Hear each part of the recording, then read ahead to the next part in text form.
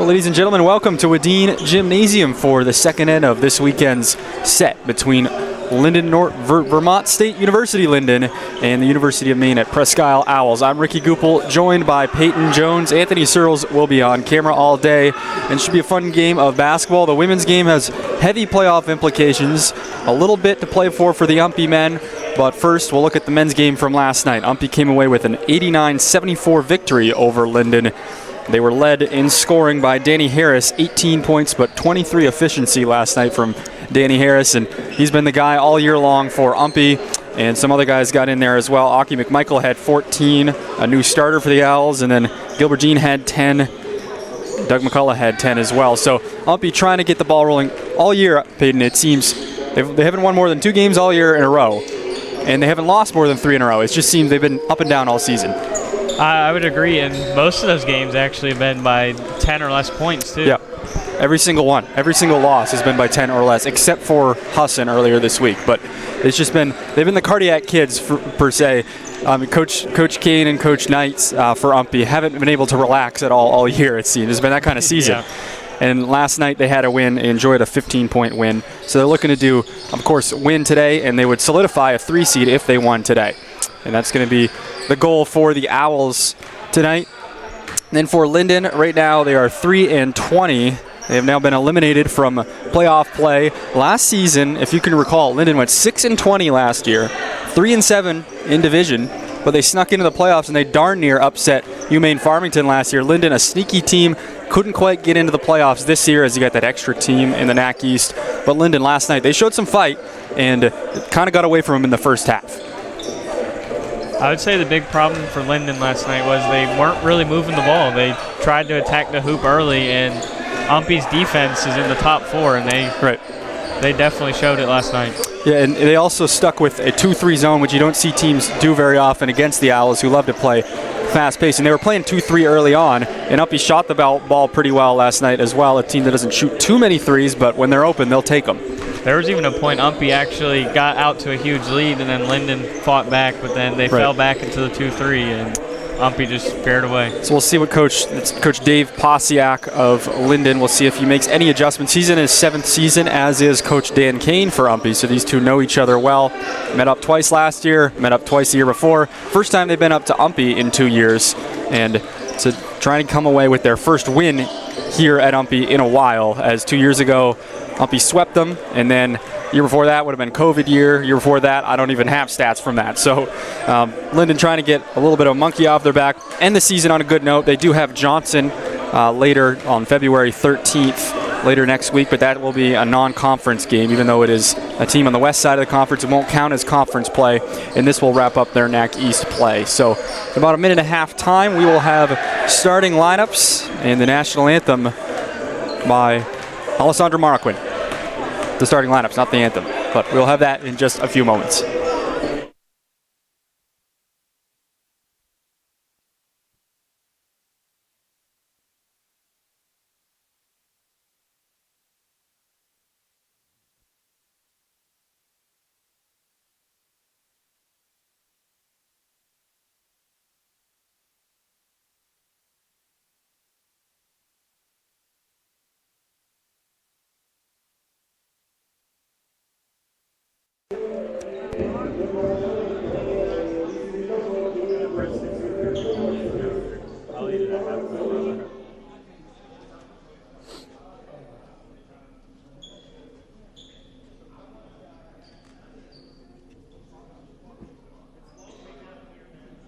Sorry, man.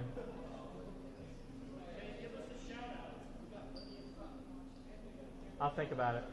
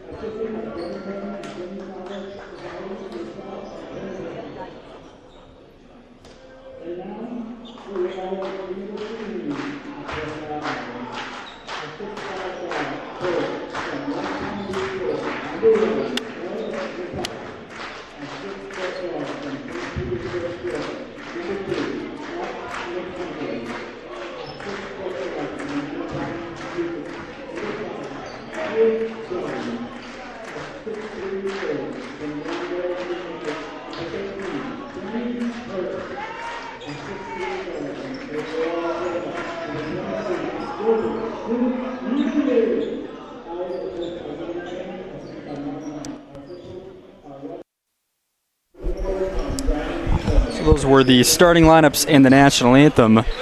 If you didn't hear it or are just joining us, for Lyndon, it'll be Chad Martin, Peyton Olson, Tavarius Vance, Therese Harris, and Isaac McCann. For UMPI, it'll be Doug McCullough, Aki McMichael, Miles Jones, Danny Harris, and Gilbert Jean. Again, UMPI today playing to try to lock down that number 3 seed, which would be huge for them, and earn the right to play number 2 seeded Farmington as opposed to number 1 seeded Husson. Tip is up, and UMPI will control. And the visiting Blues today here at home. Not enough time to do laundry quick enough, so they pull out the road unis. And Lyndon in their home whites. Underneath, McCullough swings it out to the corner. Driving, Jean, tough take, high off the glass, no good. Back to McCullough, put back, no. Rebounded by Isaac McCann. Therese Harris gives off, swung to Martin.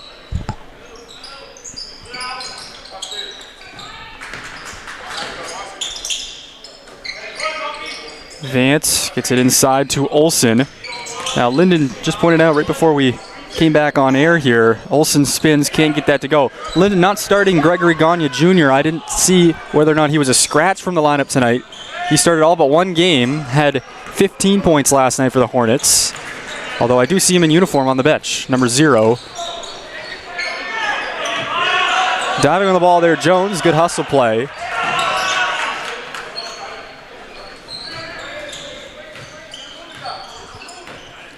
McCullough over to Gilbert Jean, jab step at the line, floats out to Jones.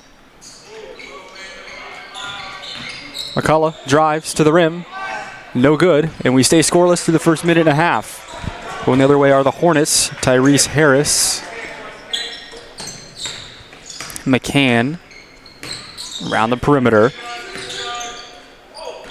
Martin, miscue there, but it's recovered by Harris. Looking to drive. A little driving kick right now for Lyndon. McCann inside, trying to out-muscle McMichael. Tough shot, well defended by Aki McMichael. Now they get it back to him. He's blocked in the lane there by Peyton Olson. And UMPI will have it now 2 minutes into this one.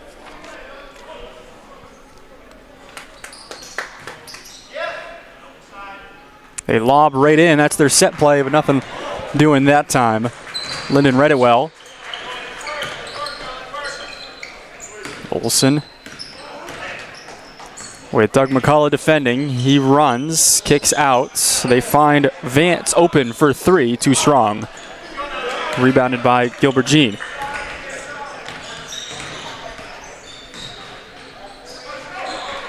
On the other end, another stop. We stay scoreless. Slow start in the scoring for this one. Going the other way, and Harris does break the stalemate. Tyrese Harris with the first points. And here's Danny Harris, Euro. His shot no good, tip back up. Rebounded by the Hornets. Not a lot going for UMPI right now. Lyndon trying to run with them a little bit here. McMichael. Last night the Owls got off to a fast start offensively. And there's McMichael. Baby jumper is good.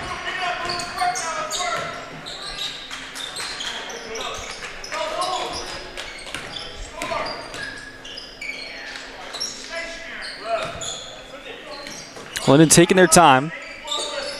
Olson up top. Down underneath. Finds Vance. His shot had no angle, bottom of the backboard. McMichael.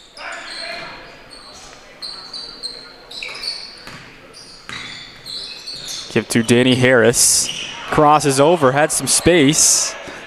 Student section reacted, didn't pull up. Kicks out Jones. 8 on the shot clock. Gilbert Jean short off the front of the rim. Saved by McMichael off the foot of Martin, but the Hornets pull it away.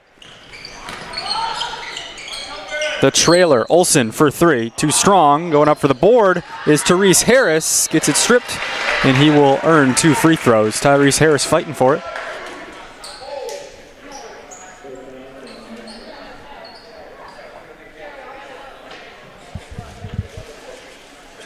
Harris 65.6% from the line on the year.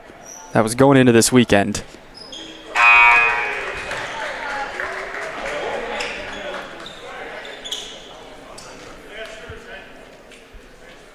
Bit of a light crowd on tap for this 1 p.m. start.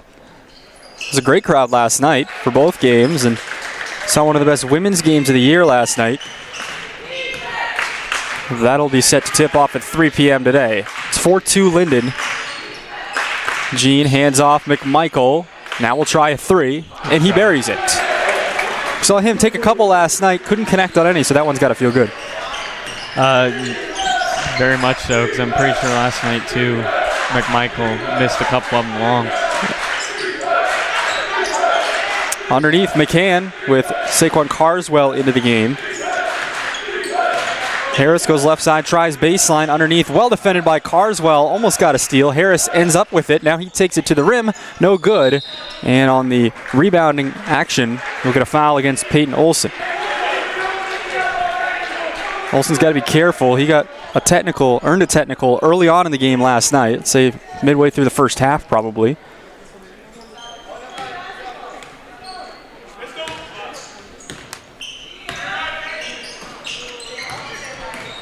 Jean curls around left side, and Tyrese Harris gets him on the arm.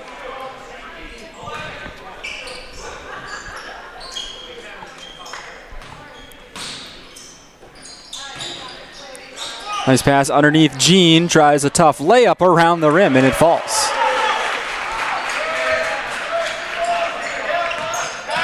Harris. Jean gets a hand on it, and we'll go the other way. Jones had some space, hands off to McMichael, same spot that he buried one earlier. Carswell at the elbow. Jean steps into a 3 from the top. That's his spot. You see Gilbert Jean. Oh, yeah. He loves the top of that arc. And it's 10-4. UMPI has righted the ship, it seems, as the Lyndon men arrive on scene, but they're on the floor. Some other fans are filing in, though. And good box out by Michael. Yeah, good shield there, and that's communication, too, a lot of that. Let him know that that's going out. But Michael tries to grab that. It could end up being a quick turnover. Danny Harris loses it, but it's picked up by Carswell. Now Jones, pull up Jay, back iron, rebounded by Carswell.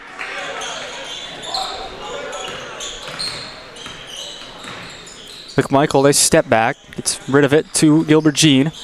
He crosses over, harassed there by Harris, back to Danny Harris in the lane, tough shot, he gets it to go. And you mentioned the turnover thing. UMPI, number 1 in the conference in turnover margin. Lyndon last in that category. And Lyndon kept it close last night. So you got to think, if they manage that a little bit better, could stay in this game, but it's an 8-point lead right now for UMPI. Harris spins around. Would have been an impressive shot. It doesn't fall. One thing I noticed with Lyndon last night, too, they tried to slow the pace down to get UMPI to slow down and get away from that high-paced offense that UMPI likes to run. Which is what beat the Owls on Tuesday night when Husson came to town. 3 subs into the game. It'll be Greg Gagne Jr. along with number 44, Matt Doyle, and number 23, Manuel Buclay.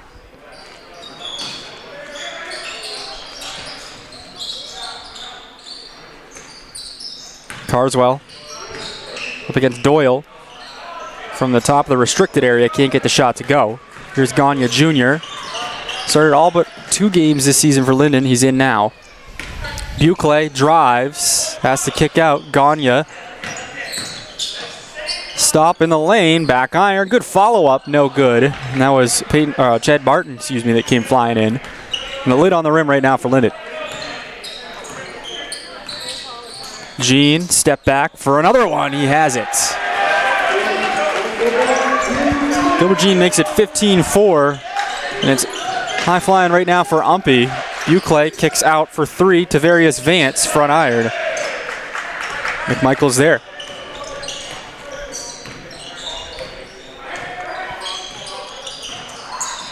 Bryce Lawrence into the game for the Owls. Get it back to him. Had an open lane. Kicks out. Jean. A heat check. Too strong. Lawrence tips it in the air, and he has a board. UMPI is 13th in offensive rebounds, and there has been plenty so far. Right. Good take by Jean. It's a 13-point lead for the Owls. Bryce Lawrence, a guy that does those little things so well. And some of that can be an offensive board, even though he's a guard.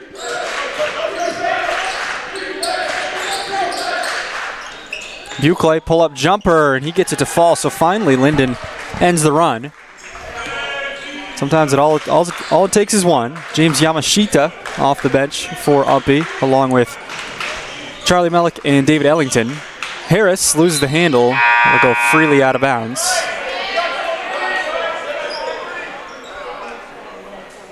So those 3 subs are in for Jean, McMichael, and Harris.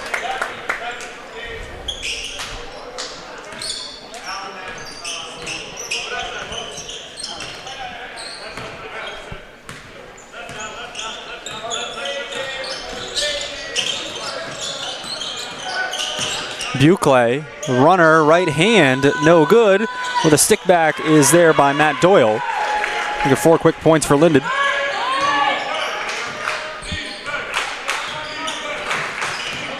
Here's Lawrence. Tough take is poked free by Doyle. They say it was last touched by Bryce Lawrence. And we'll go back over to Lyndon. Owen Traynor and Luke Warner into the game. So looks like Coach Posiak's already gone 4-5 deep into his bench. Did something similar last night. I remember midway through the first half, kind of went up, he pulled away. He put in 3-4 new guys that hadn't been in yet. And he does that here. Buckley, pull up 3, shorts. Doyle had a hand on the board, and we'll get a foul against him.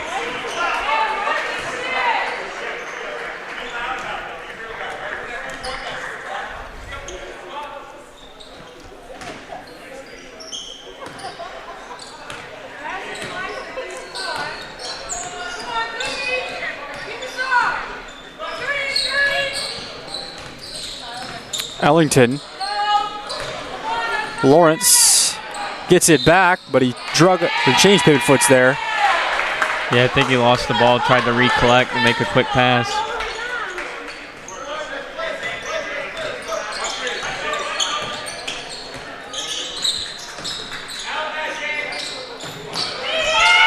On the other end, 2 more for Lyndon, and it's a quick 6-0 run for them. Gets it back to a 7-point game.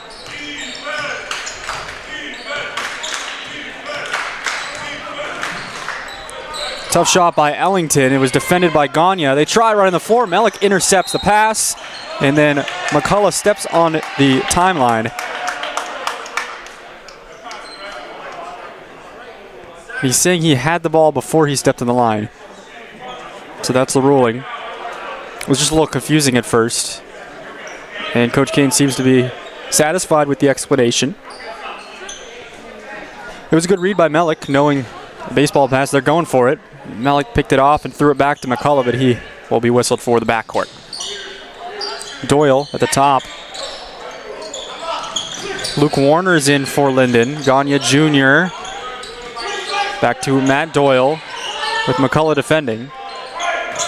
Owen Traynor crosses over. He pulls up into a jumper, and it hits the shot clock atop the backboard.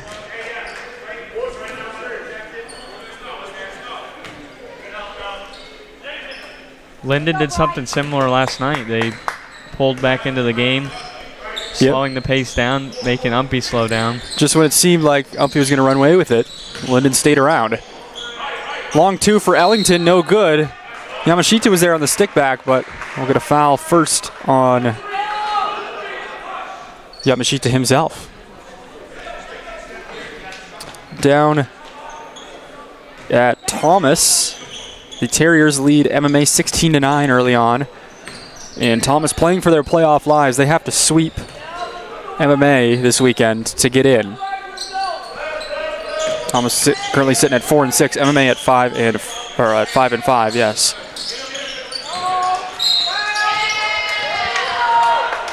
And a foul against Ellington. And that'll be bonus territory now, or unless that is the 6th. Oh, I'm looking at the timeouts. That's the 4th on UMPI. Felt like we were getting close to bonus, though. There has been a lot of fouls early. Underneath, good physical presence there by Matt Doyle, fighting for that one. And the run continues for Lyndon. It's kind of been a quiet run, drawn out. UMPI just been a while without any points, and now they lose it on this end. 17-12. Even though Lyndon's last in turnover margin, it looks like it is in their favor currently.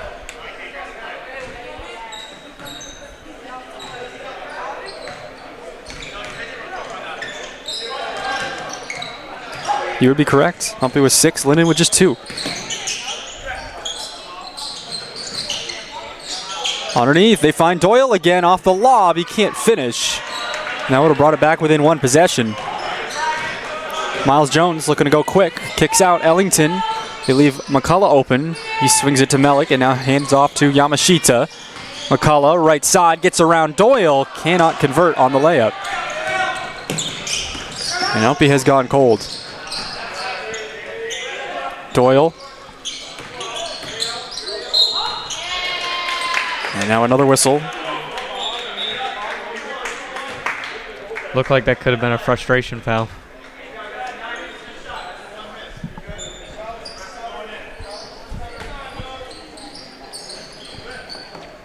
Quick catch and shoot. Buckley for 3. And it brings Lyndon within 2 now. Make it an 11-0 run for them over the past 5 minutes or so. They finally ended the run with 11:42 to go to make it 17-6. UMPI hasn't had anything since 12 minutes. McCullough to end the run, and he finally does. Then he gave a run so far. UMPI went up 17-4. Lyndon went a while without any points. And Lyndon goes on a run. It's a 4-point game. Trainer. Warner swung now to Buckley. Buckley crossing over. Nice finger roll, and it rattles out. It was halfway down. Scrap for the board. Last touch by Matt Doyle. McMichael and Jean are back in for the Owls. 7:11 to go in the first half.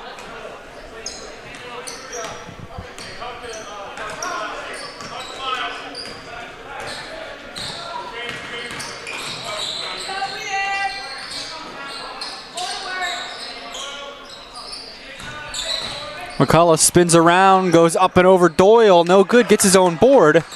The outlets to Melik for 3. He's open. No good, and McCullough with another one. Doug McCullough 4th in the conference in rebounds for a reason. And now a travel as Matt Doyle goes to the ground. We'll get another look at that here in a second on my monitor.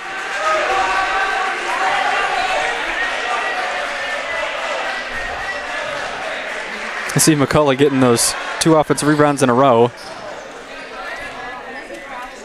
That's what started the last UMPI run, was all the offensive rebounds in a row. And it looks like they got Doyle there for just rolling over a little bit. And that's all it takes sometimes when you're on the ground.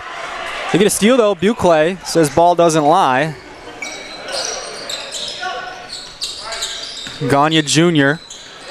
with it, goes left side, gets a one-on-one matchup. Can't scoop it in. And McCullough with another board.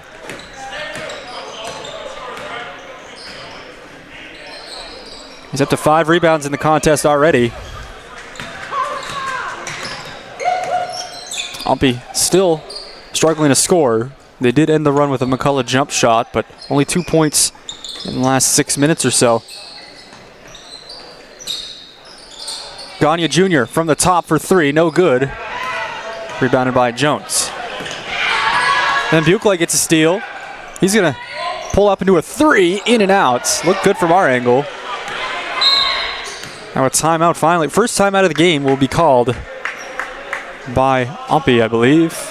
With 5:43 to go, 19-15 the Owls lead. Take a look at some of the live stats.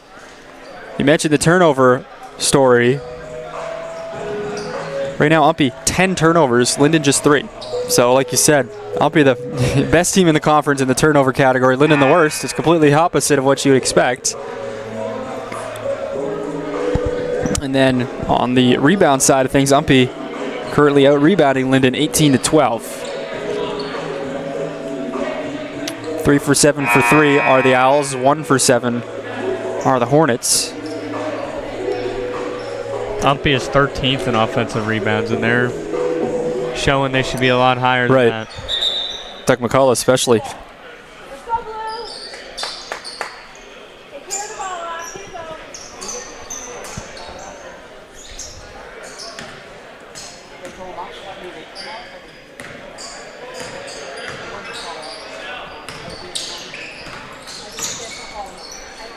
Harris spins around. The shot was blocked there. I'm not sure who will be credited with it, but UMPI somehow gets it back as Harris fought to get it back. McMichael has an open lane. Can't spit it in. Aiden Trapani is in for Lyndon.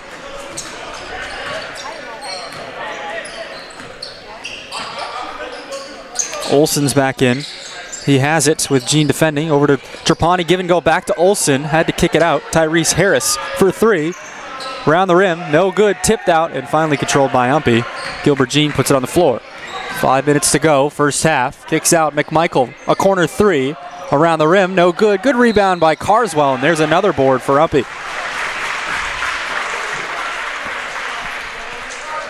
Carswell will have a pair of free throws.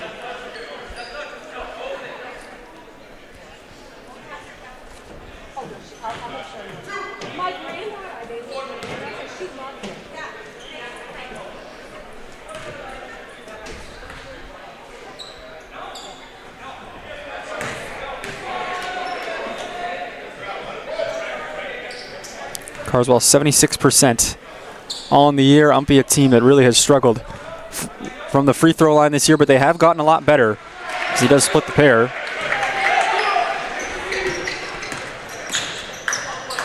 Other end, Gagne Jr. gets an easy bucket.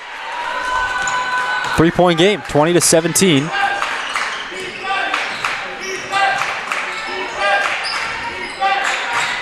Jean, tough take. And he'll earn a pair of free throws. So that'll be the fifth team foul on Lyndon. 5 each now with 4:39 to go.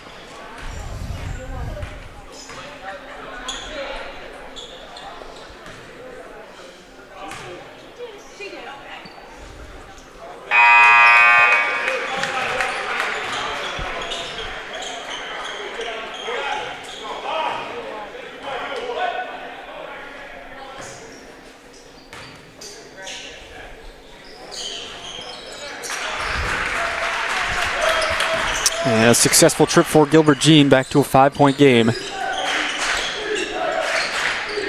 Olsen inside Trapani, working around Carswell. Carswell defends the 5 very well. For a guy usually who is outsized. Jones outside, McMichael thought about the 3, now drives, kicks out. Jones again. He goes in. Jumper, no good. Gets his own board, put back, yes, and the foul. Miles Jones scrapping underneath. And that's the type of player he is.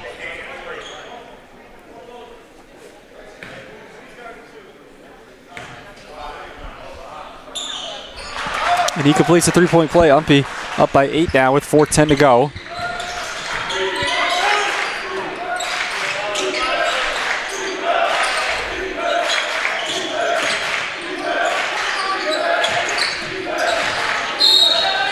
And we'll get an offensive foul against Peyton Olson kind of backing down his defender there, and they say he initiated all the contact, and that's enough to get the whistle.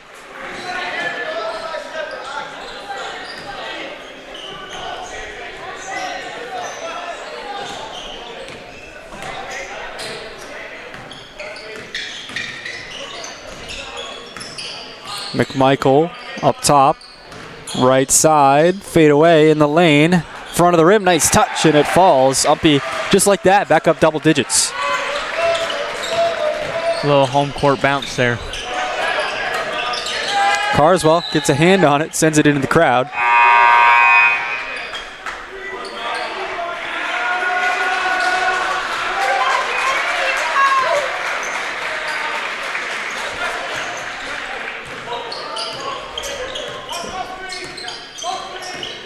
Buckley looking for a ball screen, now gets rid of it inside. It's Vance working around Carswell, and they will get a jump ball. This Carswell should get that block.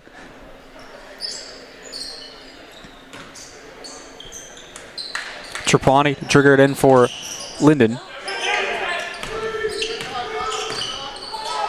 Vance, 5 on the shot clock. Gagne Jr. kicks out. Vance has to throw it up there, and it goes. Big shot for Lyndon.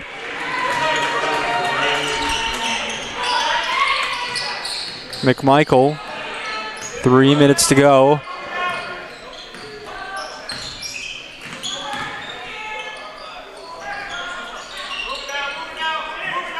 Michael lobs inside. Carswell cut into the hoop. Nice dive by Miles Jones. 2 more for UMPI.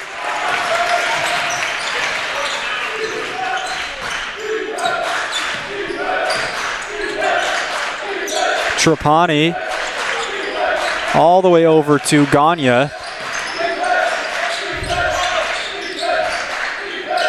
Martin inside. Back to Trapani. Jumper, no good. Rebounded Carswell. Playing UMPI's game now. Bit up tempo. Post entry, Carswell. Tip free from behind by Buckley. UMPI can recover it.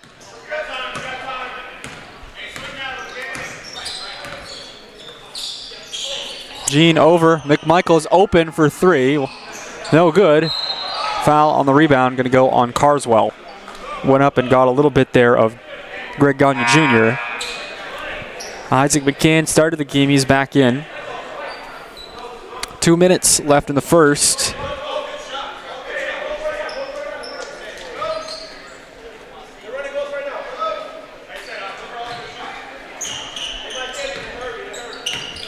Looks like Lyndon's going to try to slow the pace down, see if they can knock UMPI out of a groove again. They pull up for 3, and he banks it in. Greg Gagne Jr. The bank is open even on Saturdays. And it is a 6-point lead now for UMPI. A couple of big shots there in a row for Lyndon to stay in it. Jean looking to answer, and he does with a scoop layup. 1.5 minutes to go.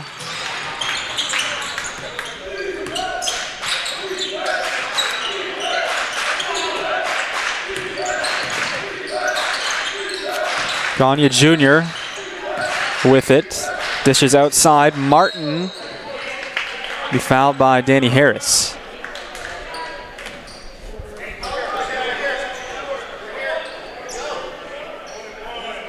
Happy to have you for today's doubleheader. Ricky Goupil with Peyton Jones. Anthony Searles on camera. The women to follow. A 3 p.m. tip-off for them. And that game is, in a word, huge for both teams. Win and get in after a great game last night. And that we'll get into that, of course, later when the women are warming up. Right now, 1:13 to go in the first half. 7-point lead for UMPI. As Martin splits the pair. Down at Thomas, it's now a 2-point lead for the Terriers, 24-22. Jean loses it. Pulled away by Gagne Jr. Going to run the floor. UMPI gets back, though. Martin had space, finds Buckley. He'll try a 3, left wing, cashes in. Lyndon starting to shoot the ball really well here.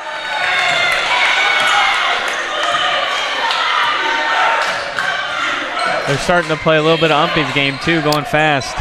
Jones on the other end. gets 2 more. 6-point lead. 10-second or 9-second or so differential between the shot and the game clock here. And McMichael gets a steal but dribbled it out of bounds. And if it changed possession, the shot clock should be off, but I guess they're going to say it didn't.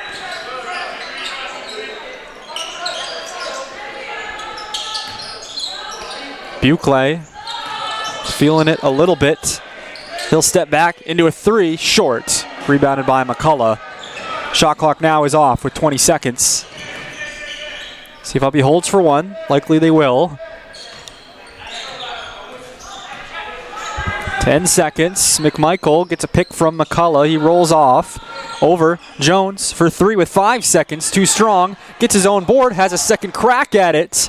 No good. And that'll do it for the first half of play. 33-27, UMPI with the lead. We'll go down through the scoring. First for Lyndon, Manuel Buckley leads with 8. Greg Gagne Jr. has 5. Therese Harris with 4. Javarius Vance with 3. Matt Doyle has 6.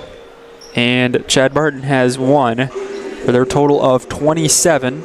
And for UMPI, Gilbert Jean leads with 14, a couple of threes for him. Aki McMichael has 7. Miles Jones has 7. Saquon Carswell has a free throw.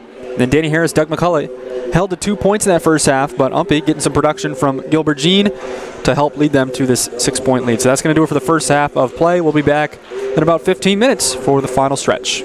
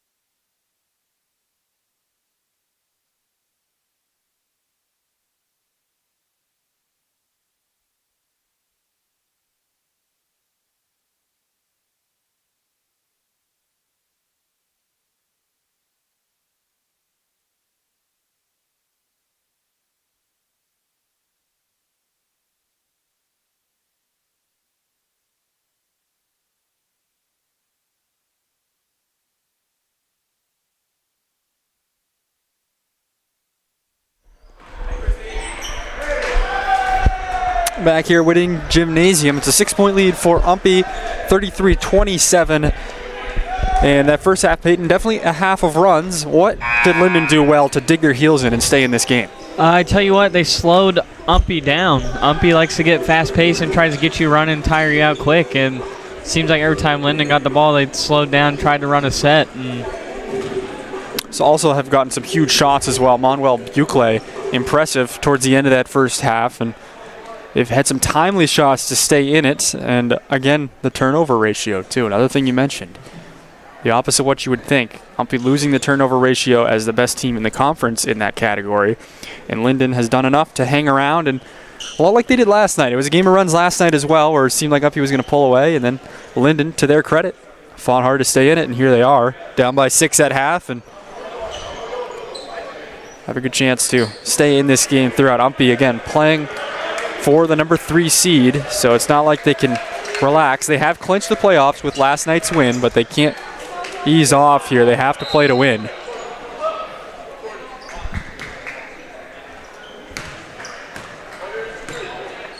Miles Jones, UMPI will have the first possession here. Inside, McMichael right away. Good play there from Doug McCullough. And McMichael scores to start this half. It's an 8-point lead for the Owls. Olsen, backdoor pass. Inside, Martin's shot is defended well.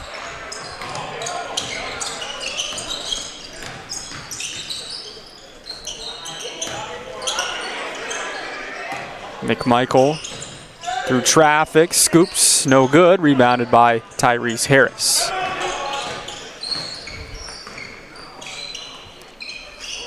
Pull up 3 from the big man, Isaac McCann. Usually see him playing down low, but he takes the open shot and buries it. You see that more and more now with today's game.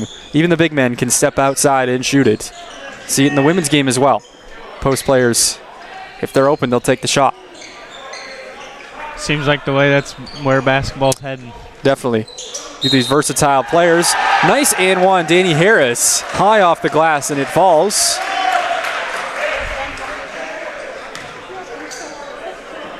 And if you're UMPI right now, it's been a frustrating season at times. A good record, they could still finish at 500 this year, which would improve on last year's percentage. They were 13-14 last year. With a win today, they could become 12-12. But again, they just couldn't seem to get the ball rolling like they had the past couple years. I don't know if you remember, 2 years ago, they won the last 7-8 games of the year going into the playoffs. They were red hot. Last year, the same thing. They started off really slow and then got red hot. This year, it's been challenging. Every time they get a big win, they'll drop a close one their next game. So Coach Dan Kane certainly today looking for the weekend sweep and get going into their potential matchup with UMaine Farmington. And that's going to be in the NAC East playoffs next week. Kiss it off the glass and in there by Peyton Olsen. And Husson right now today playing Leslie. Leslie's 2-9, Husson 9-2. If the Eagles win, they will host. So that would mean UMPI would have to travel to Bangor next weekend.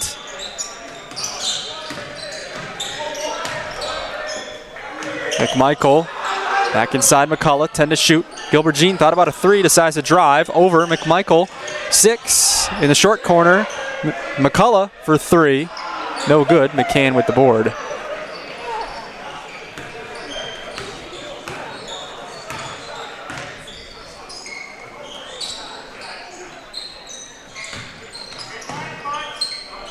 And as you were saying, this game is very crucial for UMPI.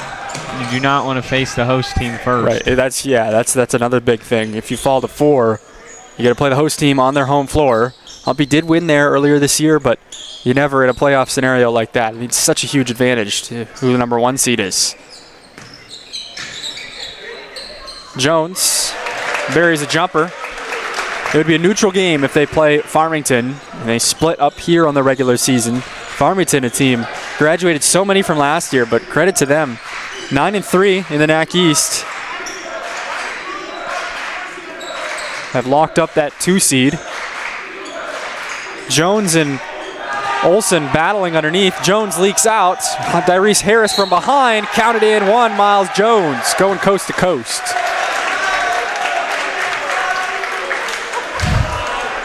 Jones, a guy that bench celebrates that one. Jones, a guy that his ceiling is very high, you would say.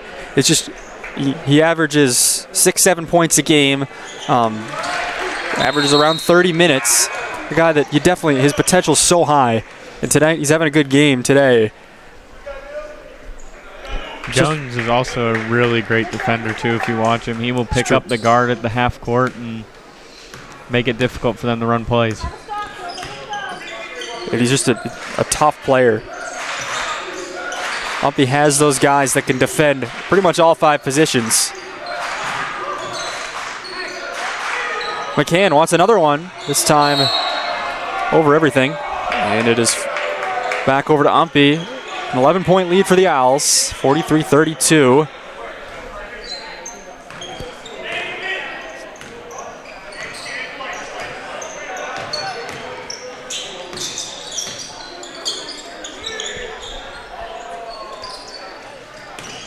Jean with Greg Gagne Jr. defending.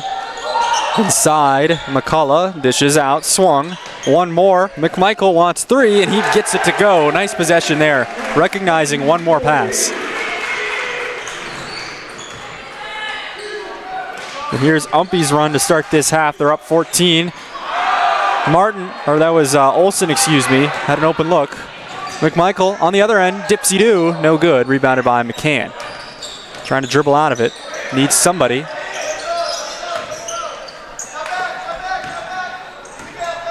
Gagne Jr. steps into a 3, wide. Color with the board. This run, UMPI looks like they've drove Lyndon into the fast-paced play. A little sloppiness there both ways. UMPI ends up with it. Harris out to McCullough. Touching it around. Doug McCullough, side of the lane. Trying to go up with it. He'll have 2 free throws. Manuel Buclay, back in. Going to come back in for Lyndon, as well as Matt Doyle.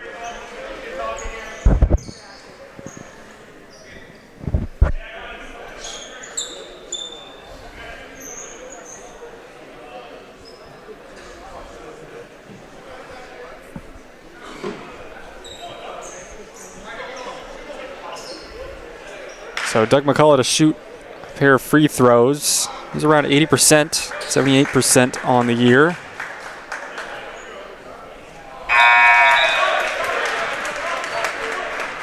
McCullough had 10 last night. It was tough sledding a lot of last night for him, but still finished in double digits.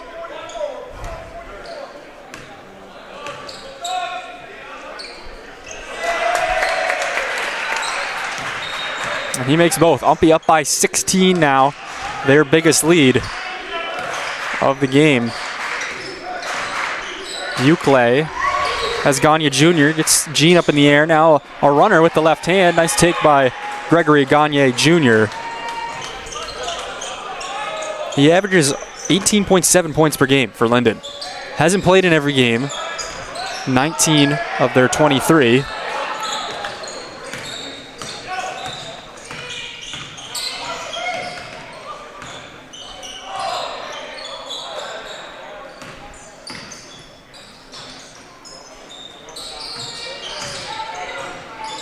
Here's Gagne Jr. Blocked by McCullough. They'll get him for a foul.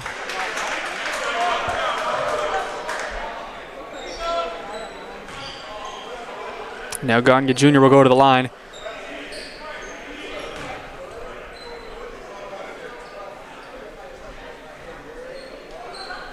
.75% free throw shooter.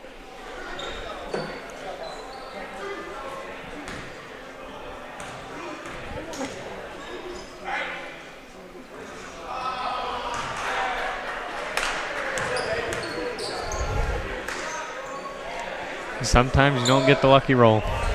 Yeah, we've seen some lucky ones on this rim earlier in the first half. Go figures for Lyndon. They switch ends, and that's just the way it goes. I mean, sometimes some gyms have the baskets that are suspended from the ceiling, and some have the buckets on the floor.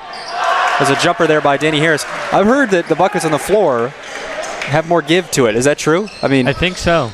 And it's also another thing, some venues, the depth perception is way different. If the wall is a ways back, I believe some of the Western schools have quite a bit of space from the end line.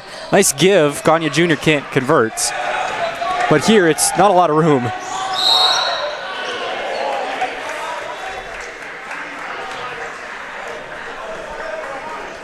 Miles Jones will be fouled.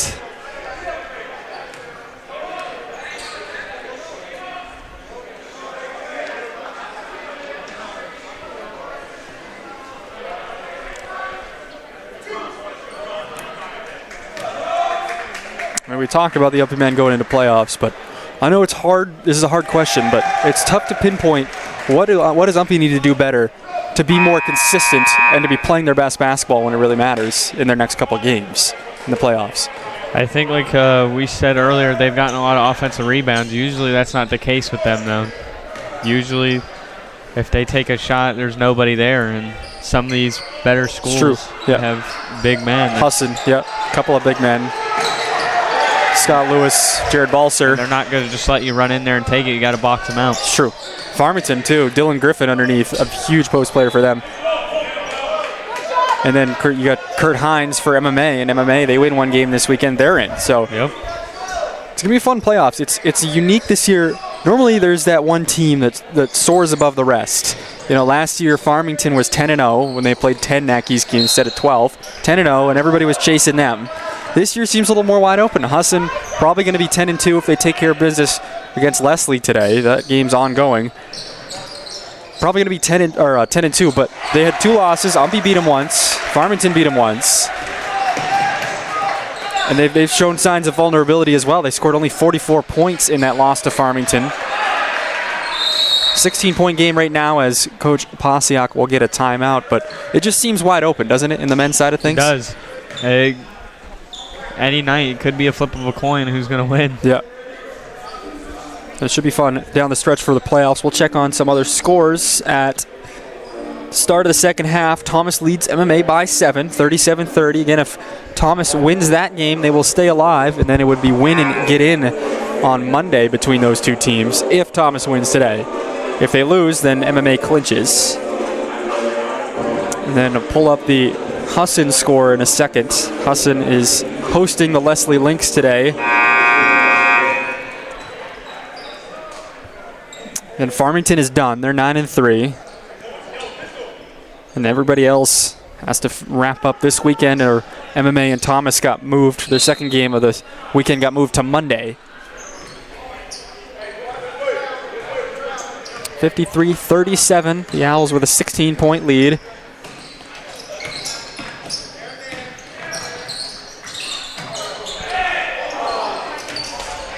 Nothing doing on this end for the Owls. Luke Warner's in. He'll take it up.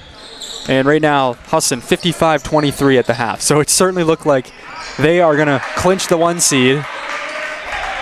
Luke Warner takes it to the hoop for Lyndon.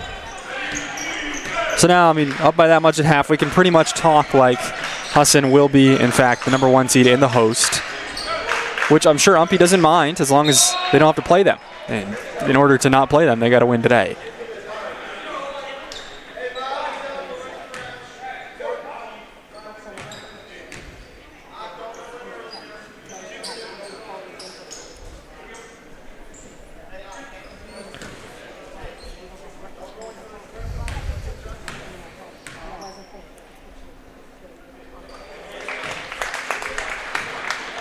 The Eagles won big last night over Leslie as well, 87-54. So they're playing their best basketball late in the season as well, with a convincing win here earlier this week over the UMPI men, 23-point victory after losing to them on their home floor.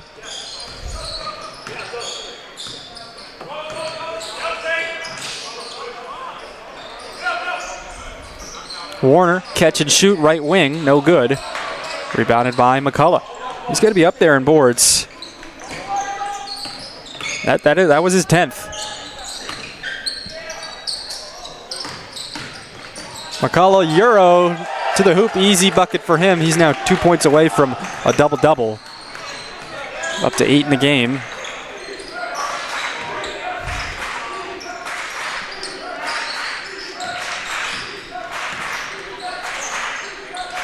Warner. Back to Owen Trainer. Warner stripped by Harris. They say he got the arm. And it'll be end line out of bounds for the Hornets with just under 12 minutes to play. Charlie Mellick going to come back in for UMPI. Mellick sporting the black leg sleeves today. He had a productive game last night, 10 points, a couple of threes.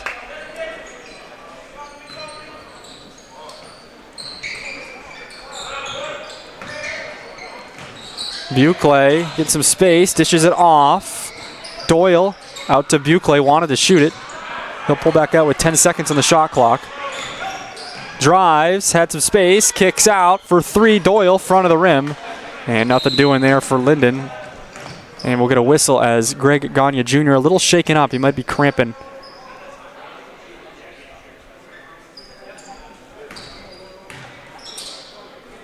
He'll hobble off to the bench, although it looks like he's holding his left ankle. So maybe he just came down awkwardly. Could be an existing thing. Those are those injuries that come back around anytime you tweak it.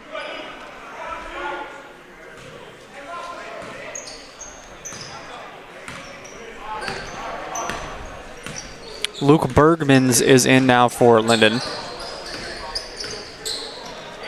Gene, scoop layup right side. The newest member of the 1,000-point club of UMPI puts them up by 20 now, 59-39. Warner drives. He's fouled.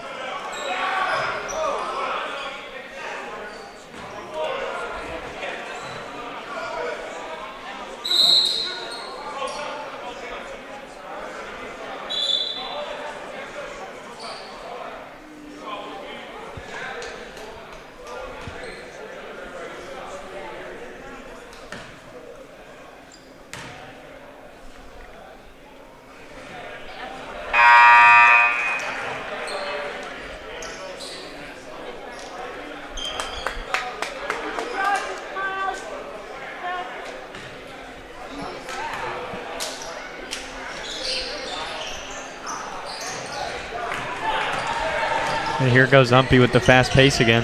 There's Ellington. You said it. He's able to bank it in. Going quick, getting behind the defense, and it's 21-point lead for the Owls now. Trainer steps into a three. No good. Rebounded by Gene. Gets rid of it to Mellick.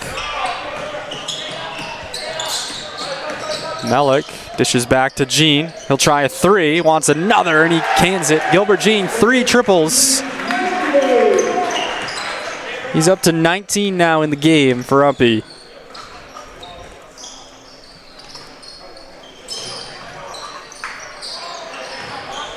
Trainer can't get a three to fall, and Lyndon just going cold from the field at the wrong time. Ellington, a corner triple, no. Rebounded by Doyle. Hornets still fighting to stay around. Still a lot of game left, but they're trailing by 24. UMPI has just an influx of scoring through the first 10 minutes of this second half. It was 33-27 at the break. A bump on the rebound against Doyle.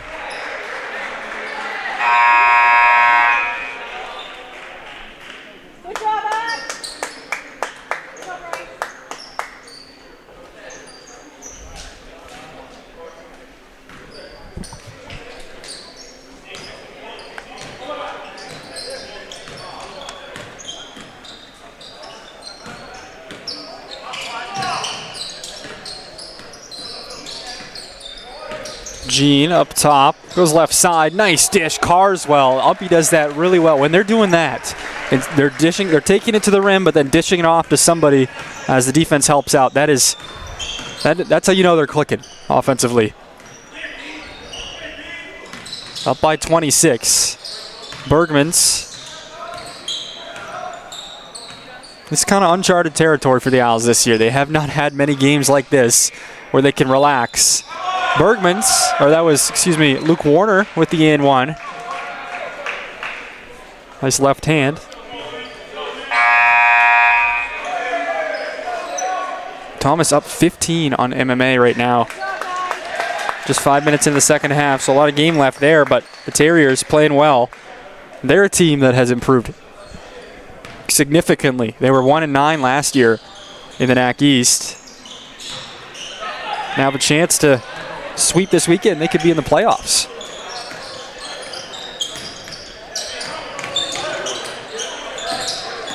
Bryce Lawrence, Yamashita, a corner three. Bench comes to their feet, no good. Rebounded by Doyle.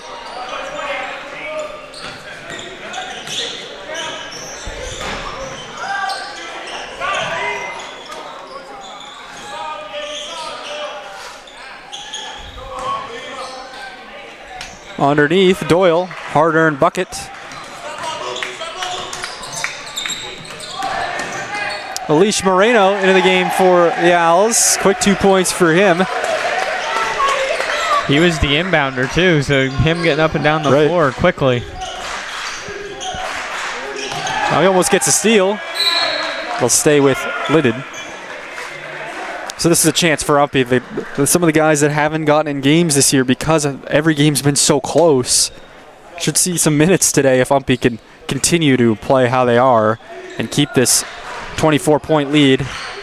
Now 68-44. The Owls fourth in the conference in points per game, averaging 1/10 shy of 80 points a game. Doyle, nice shots up against Moreno.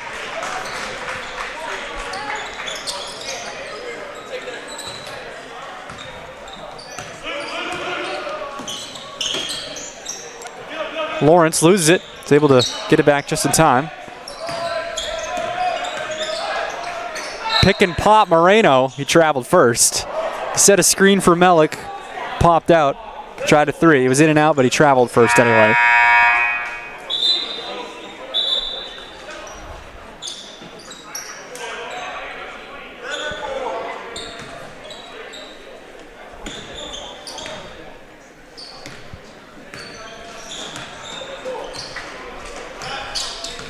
Buckley into the front court.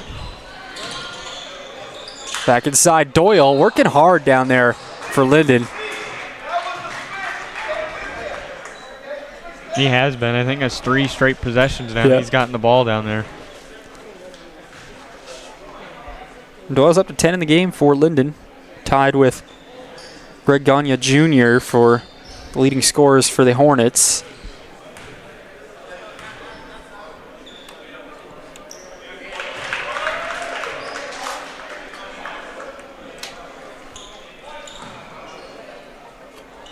Logan Migliori in for UMPI, along with Yamashita, Ellington, Lawrence, and Moreno. Yamashita gets the rebound. Lyndon out there with Bergman's trainer. Here's a three. Yamashita is open, no good. Rebounded by Moreno, goes right back up with it. He's fouled. Lyndon out there with Bergman's trainer, Buckley, Doyle, and Warner. Aiden Trapani off the bench for Lyndon.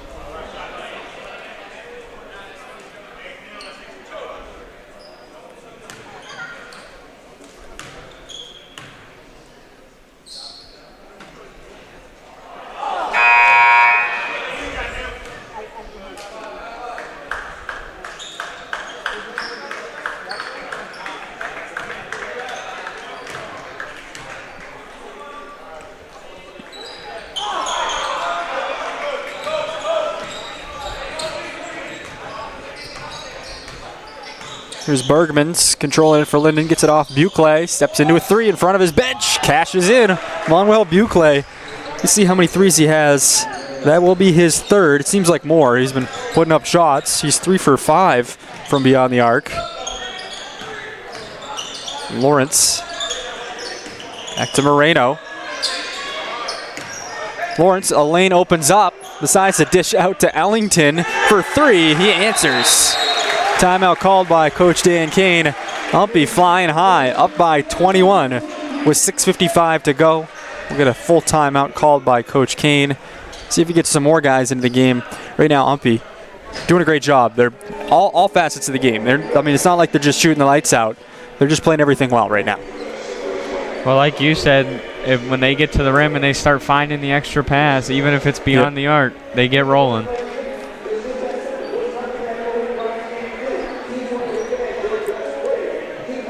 I've been trying to close out the season with a win, and great position to do so here. And it would be a weekend sweep over Lyndon, barring anything unforeseen for the rest 7 minutes of this one. But you look at their schedule. They dropped their first 3 of the year.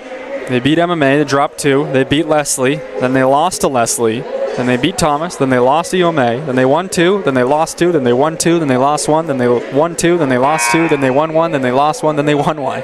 So it's been an up and down roller coaster season for the Owls. A season that had a lot of promise going in. I mean, I don't want to say it's an unsuccessful season. They could still finish number 3 in the NAC East and have a real shot at winning a NAC East title, get to the championship game, a place UMPI has never been since coming into the NAC. They were in the NAC East title game last year for falling to Farmington. But that's the goal, and they have a real shot to do so. Migliori gets a steal. It's a foot race to the hoop. He takes it, can't finish. Focused a little too much on his defender, I think. Warner to Bukley. I think 2 of the win today from UMPI. This will be their first sweep of an East team this year. That's true. Yeah, it would be. Scoop layup by Luke Warner. Yeah, it would be. They split with Leslie before Christmas break. Now is definitely a weekend UMPI wanted to have back. They didn't have Danny Harris that weekend. But they didn't score much at all. Ellington for 3. Saved by Yamashita. Back to Migliori. And now to Lawrence. Lawrence goes left side. He's fouled. So you got to think now UMPI's starters probably done for the day. Got Miles Jones and Danny Harris each wearing their warm-up there on the bench. And they can rest up. They won't play again until next weekend. Should be Friday night, I believe, is usually when the semifinals are. So they can have a week of practice and recover and be all rested up. They could have picked up a non-conference game, but this year decided just to end it at home. Last year, I think they had UMaine Augusta at home to end the year.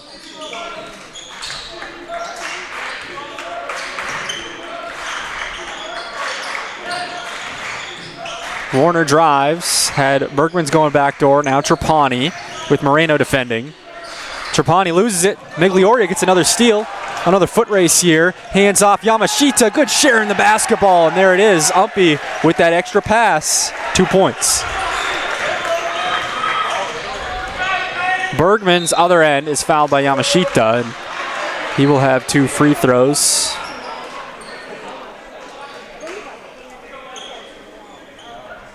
Justin Duscher into the game for the Hornets.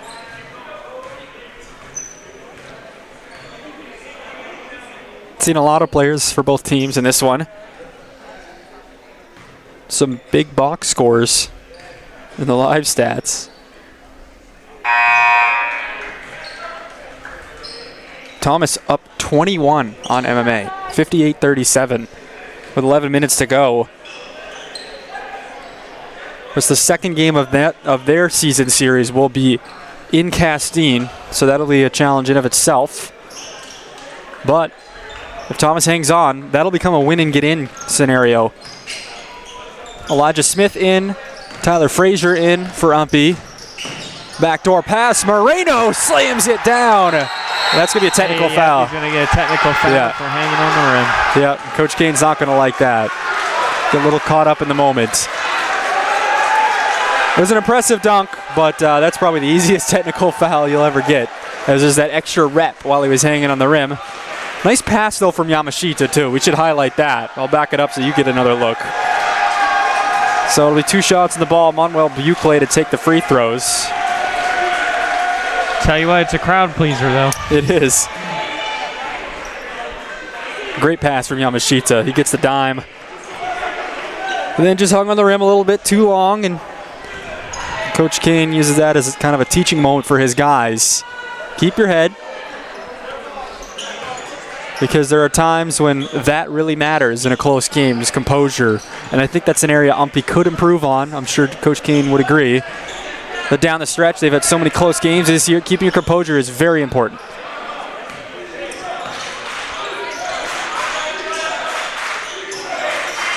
Moreno gets a steal. He'll have another shot at it. This time, I don't think he'll hang on it. And he slams it down again. 2 dunks in a row for Mr. Pick and Pop, Alish Moreno. That'll get the crowd into it for sure. Buckley, he'll be fouled. Get another look at that here. And the bench is still celebrating. Everybody knew it. As soon as he got a hand in the passing lane in the backcourt, boom, he was gone. Nobody was catching up to him. A little double clutch. It'll be Buckley for 2 shots here. Moreno, a new addition this year for UMPI, hails from Barcelona, Spain. UMPI's such a deep team, too, that he's only gotten into 10 games before this weekend, but he's still got a bright spot for the future for the Owls. Now we'll get a player control on Moreno.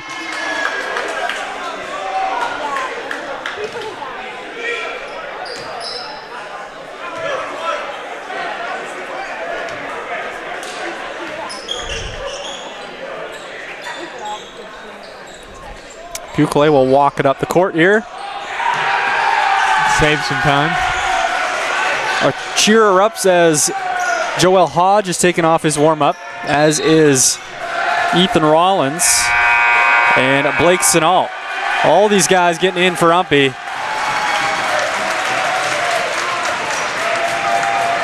So Sinal is in for Yamashita. Moreno exits to an ovation. 4:31 to go still in this one. Tyler Frazier to take it up. He's a guy, too. Frazier showed a lot of potential as a young freshman. I think he'll have a bright future here at UMPI. Elijah Smith for 3. No good. Rebounded by Trapani. Going the other way, Buckley. Going to pull up right in front of his UMPI student section. Sinal with the board. Finds Smith. UMPI out there with Sinal, Smith, Frazier, Hodge, and Rollins. Get a pick from Rollins. Hodge, corner 3. Yes. Bang. What a shot. Right off the bench, and that's the loudest we've heard this place, and it's a 24-point game. Joel Hodge buries a corner 3. Other end, UMPI gets a steal. Hodge getting out in transition, loses it on the way up. Back over to Lyndon. And I think this is exactly what UMPI hoped for today. Martine Hoffman off the bench. Yeah, this is a big momentum builder. Right. I mean, yes, they want to win first, of course, but it's nice to be able to win and not have to give Coach Dan Kane any heart palpitations down the stretch. Foul on Buckley. Should be shooting. Yeah, it should be 2 shots. Or no, that'll be the 9th on Lyndon. So it'll be 1-1 for Elijah Smith.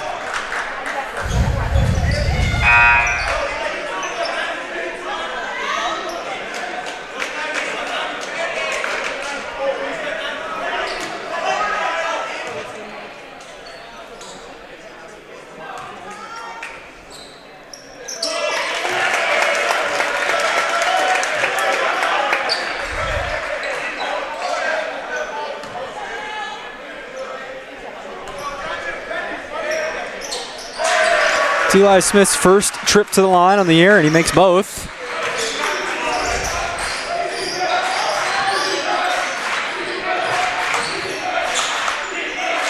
Pull-up triple for Lyndon, well short.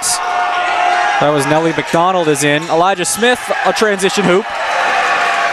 And the party just keeps going on here for UMPI.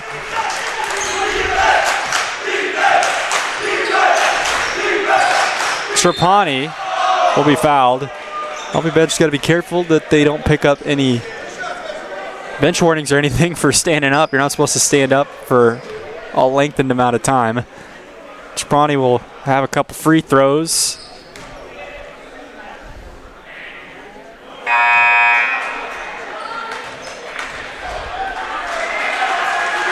Martine Hoffman is in for Eli Smith.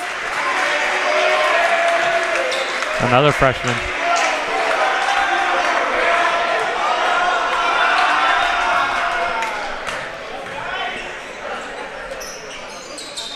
Trapani hits the free throw. Here's Martine.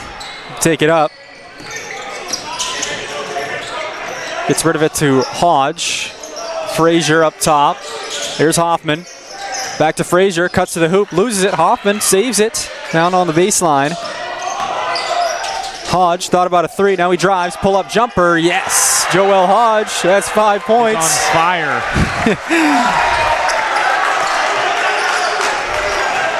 Other end, Berkman's an easy hoop. Coach Kane not going to like that one. Don't want to get caught up too much into the having a good time. It's a good thing to have a good time, but you also got to play defense. Got to do the fundamentals right. Yep. Sinal gets it stripped on his way up. It's loose, taken away again. Frazier has Sinal to help out. Frazier Euros, his runner, no good. Rollins is in there. He kicks out. Hodge, does he have another? It's short. Nice board by Frazier. Swung, Sinal. Nice dish inside, Frazier. An extra pass. Yep. UMPI passing the ball so well today. They're third in the conference, or fourth in the conference already in assists going in today. I'm sure that might go up. Corner three for Lyndon, it's short. That was Roger Peterman. He's in for the Hornets. Hoffman's fouled. He'll have 2 free throws. It'll be his first trip to the line on the season. 1:38 to go. The lead is growing down in Thomas. 71-46 Terriers. Yep, so it looks like Thomas is going to force the win or go home. Yep. And Thomas is they're a scary team. They are a dangerous team. They are. They beat UMPI a couple weeks ago. They ran with Husson in both of their games, I believe, and they would play Husson if they got in at the 4 seed. And good for the Terriers. They were in last place in the NAC East for 2 years in a row and have a good chance now to play for their playoff lives on Monday. Trapani uses the glass, kisses it in for Lyndon. Lyndon out there with a few new players as well. Nellie McDonald, as is Roger Peterman. Hodge hands off Hoffman, curls around, kicks it out. Frazier for 3. Yes! Tyler Frazier. And this box score is just getting bigger for UMPI. Going to have a lot of names to read at the end. 93-61 as we enter the final minute. Trapani. 13 different people scoring. Wow. Lyndon turns it over. 46.2 seconds. This will probably be the last possession for the Owls. And they're pushing the pace. I want to get some of the other guys maybe in the scoring column. Frazier up top. Takes it himself to the hoop. Tries slamming it down. On somebody. They get it to Smith. Pull up Jay. He has another. How about this? The UMPI bench shooting the lights out right now. Guess next time we get in a shooting slump, put them in. Trapani wants a 3. He cashes in. Good for him. 95-64 now. 20 seconds. We'll see if this shot clock's off. They might just dribble it out. I think that will be Coach Kane's instruction to Eli Smith.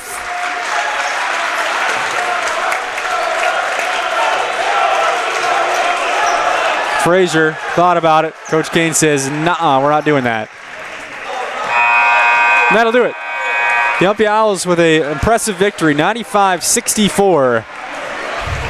And what was a fun game down the stretch here, getting some new guys in, and they made the best of it, that's for sure. We'll read down through first Lyndon's scoring totals. Darius Vance had 3. Isaac McCann had 3. Peyton Olson had 2. Tyrese Harris had 4. Chad Martin had 1. A lot of scores for them as well. Luke Berkman's had 4.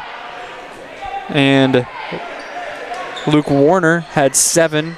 Aiden Trapani had 6. And then the leaders, Greg Gagne Jr. with 10. Matt Doyle with 11. And Manuel Bucle with 13. They finish at 64 points as a team. UMPI, a long list of names. They were led by Gilbert Jean, who had 19. Miles Jones had 13. Aki McMichael with 12. Danny Harris, 9. Doug McCullough, 8. Alish Moreno, 6. Eli Smith, 6. David Ellington, 5. Saquon Carswell, 3. Tyler Frazier, 5. Joel Hodge, 5. And Martine Hoffman and Logan Migliori, each with 2. And Peyton, UMPI, that's a great weekend for them. Successful. They sweep a team for the first time, and this is exactly what you want going into the NAC East playoffs. Oh, yeah, it builds the momentum up now. You know Husson's hosting. Now you're the 3 seed. You don't have the home crowd there the first night. Exactly. So they will have to start their preparations for Farmington right off the bat. So that'll be, again, 95-64 for UMPI. Don't go far. We will have the women's game coming right up, and it's a big one. Stay tuned for that.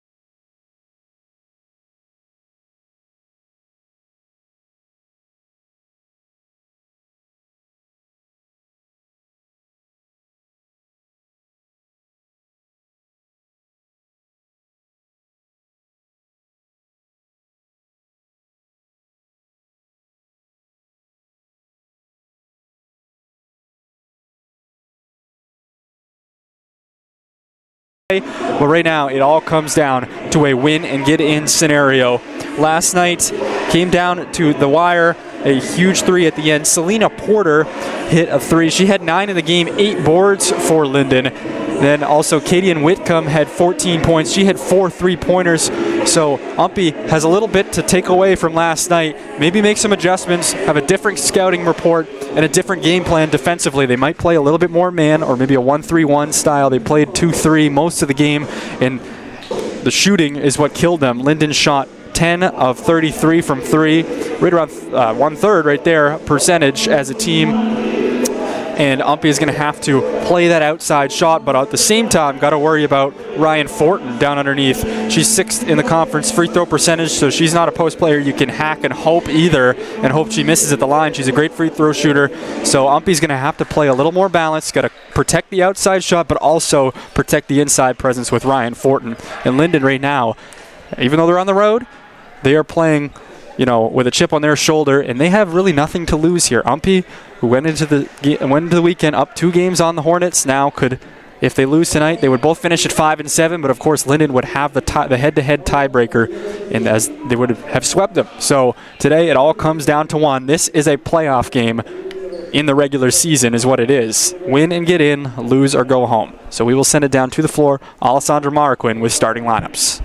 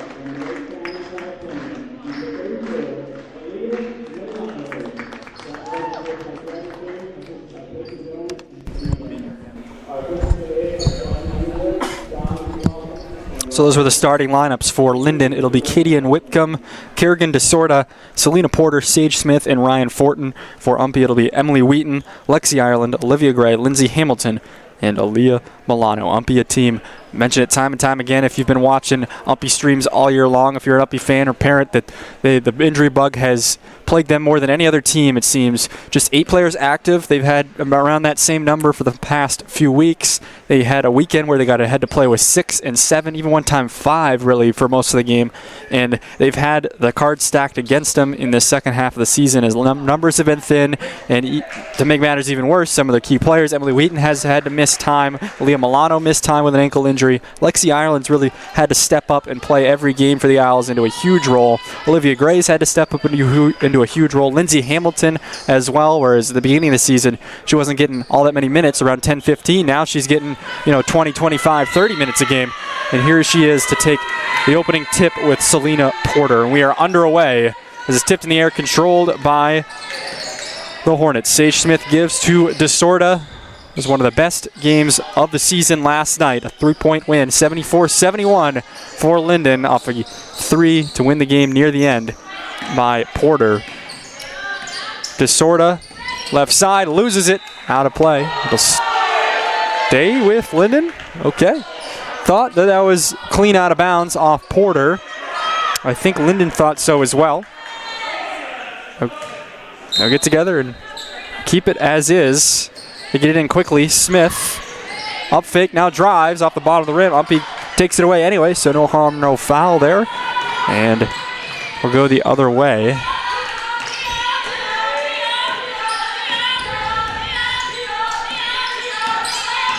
Wheaton, right side, stops at the block, tries banking it in, can't do so.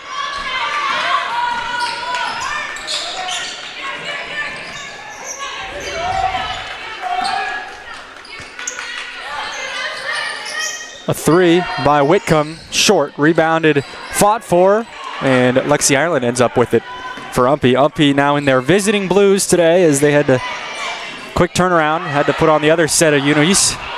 Ireland can't get it to go at the glass. Lexi Ireland had 19 last night. She's closing in on 1,000 career points, about 30, 35 points shy of that if I had to guess. Wheaton, a long two. Feet on the three-point line, no good. Rebounded by the Hornets. Still no score here, minute 20 into this one.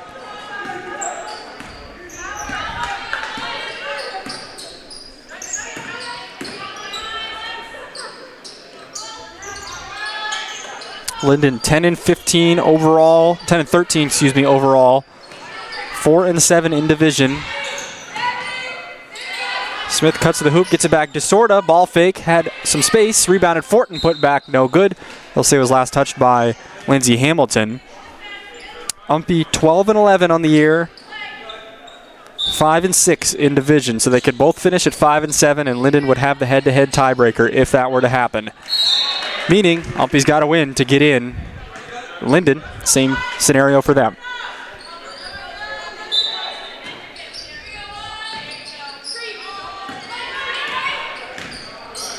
DeSorda in the corner. Back to DeSorda, shot clock winding, 5 seconds. She throws it away. It's taken away by Hamilton. Here goes Milano on the other end, going quick, gets it back. Ireland to Milano. Ireland drives, gives Hamilton, working around Fortin, has to kick out. Wheaton's able to recover and get it back for UMPI. Ball fake, jump stop, middle of the key. Wheaton open for three, right wing, yes, nothing but nylon for Emily Wheaton. She had 20 last night to pace UMPI back to her usual clip of scoring. Had a tough weekend a few weeks back against Farmington.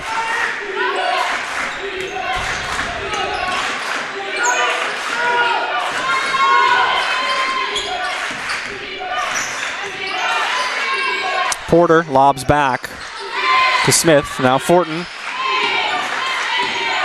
Smith drives, trying to get around Hamilton, well defended, and UMPI will get a stop. 3-0 Owls, just the three from Wheaton. Hamilton, open, wants another one. Looked good from our angle, but it was off the front of the rim.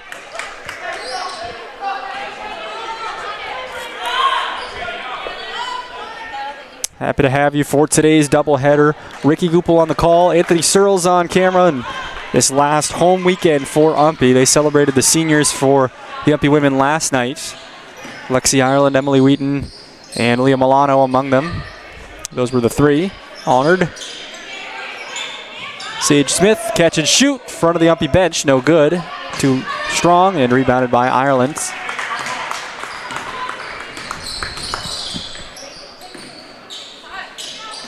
Ireland loses it. Nice effort underneath by Fortin. Dives on the ball, takes it away for Lyndon. Smith up ahead, she scoops it in. And the first points for the Hornets. No surprise, courtesy of Sage Smith. 33 last night in the winning effort. Wheaton, an answer. Good strong finish for her. She has all 5 of UMPI's points. 4 minutes into this one.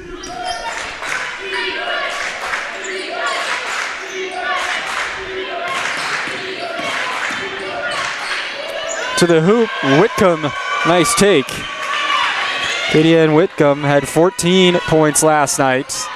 12 of them by way of the long ball.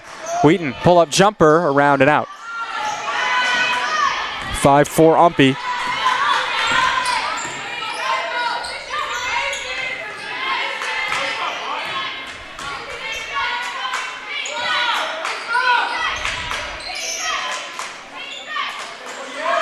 A three, Porter, too strong, rebounded by Aaliyah Milano. Ireland goes to the floor, get a block call, I believe on Selena Porter.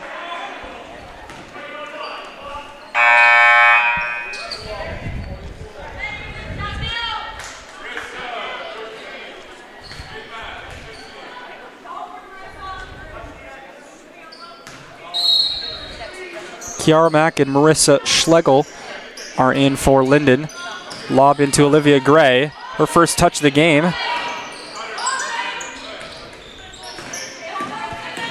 Milano dribbles into some traffic, has to get rid of it, finds Wheaton. 10 seconds on the shot clock now. Wheaton, left side, the runner, no good, rebounded by Mack. She outlets to Schlegel.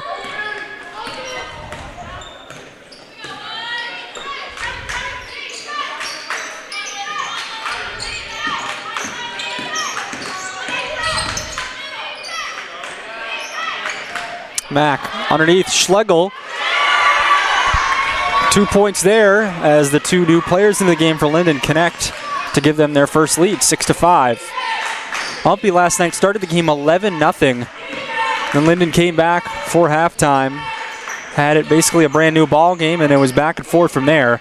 Nice cut to the hoop. Wheaton counted and one. And a good answer for the Owls. Emily Wheaton, a great start to the game for her, has all 7 of UMPI's potential to have all 8. I mentioned she had a tough stretch of the year, was out with various ailments, and when she came back she was a little rusty and had lost a little bit of touch on the long ball. Ireland put back, it's a 4-point swing for the Owls, but Wheaton certainly back to form, it seems, at the right time for UMPI. UMPI can get as high as the 3 seed in the NAC East game, which would earn them the right to play the Husson Eagles. Jumper is good by Selena Porter. Lyndon can only do the 4 seed as Thomas sits at 6-4. Gray gets around Whitcomb and she gets 2. UMPI up by 3. But yes, MMA has clinched home field advantage, home court advantage, and will host the NAC East tournament for the 2nd straight year down in Castine, Maine. They're 10-0. Travel called there on Kiara Mack. They're 10-0 and they have Leslie, who's 0-11. Should be 0-10. My notes are wrong. 0-10 Leslie with 2 games to go. Cameron Alla and Lauren Magno off the bench. Milano to Gray. The up fake. She goes right side. Gray, tough angle. Can't get it to go, but then a miscue on the rebound. Magno and Alla are in. Gray comes off. Somebody else has got to come off. There's 6 on the floor. Wheaton will come off for a quick breather. Don't expect to see Lexi Ireland touch the bench. Leah Milano also played. Lexi Ireland played 40 minutes last night. Milano played 38. Lyndon gets a steal.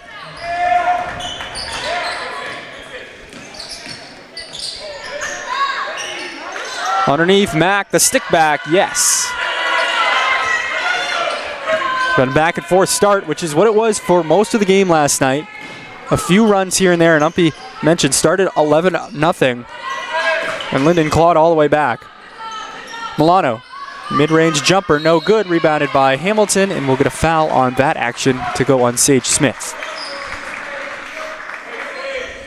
And foul trouble seems to be magnified in these types of games. That's just the first on Smith. She's got to be careful not to pick up a second, as when she is out, it is instantly felt. But in these games, basically you can call this a playoff game. It's win and extend your season, lose, and you're done.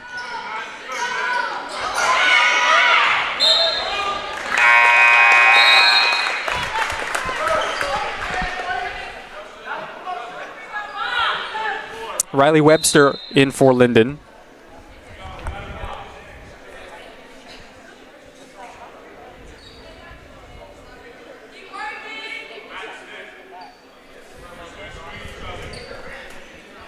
A little conference here after that action, and we'll stay with UMPI. They'll have end line out of bounds, run a box set, it looks like. Ireland swung to Alla, got stuck on Hamilton's fingertips. They recover. Ireland underneath with Mack, puts up the shot, off the glass and the rim and out.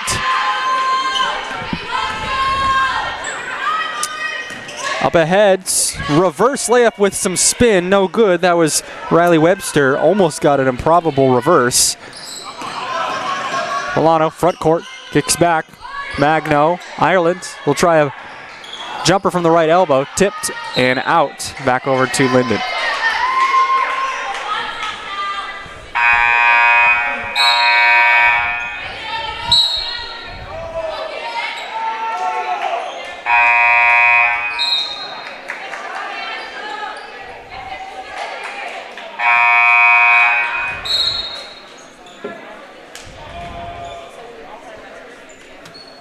Kirsten Shade in for the Owls, so they have used all 8 now of their active players.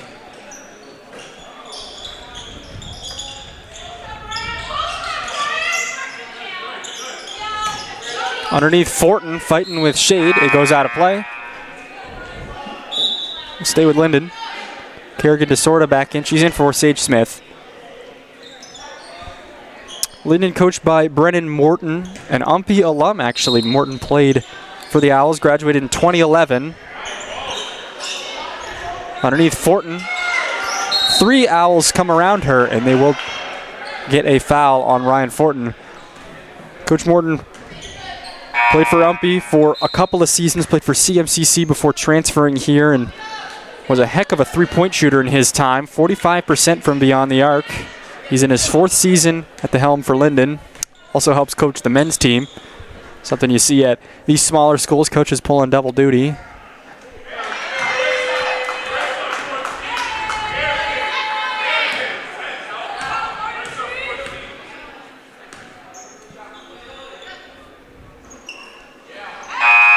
Fortin hits both. A good free throw shooter indeed. 12-11 now, Hornets up by 1.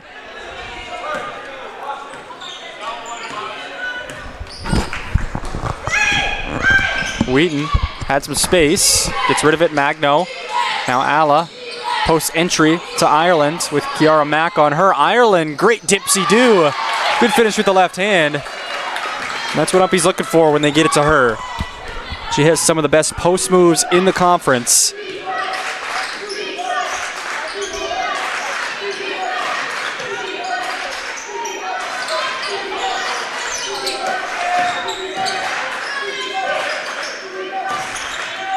Runner put up, no good. That was Schlegel.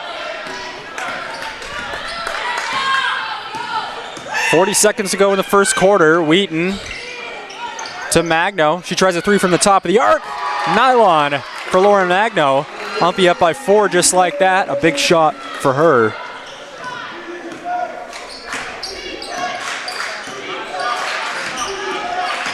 Porter, the defense parts, but she can't get it to go. UMPI will now have it for the last shot, up by 4. An ideal ending to this first quarter for UMPI.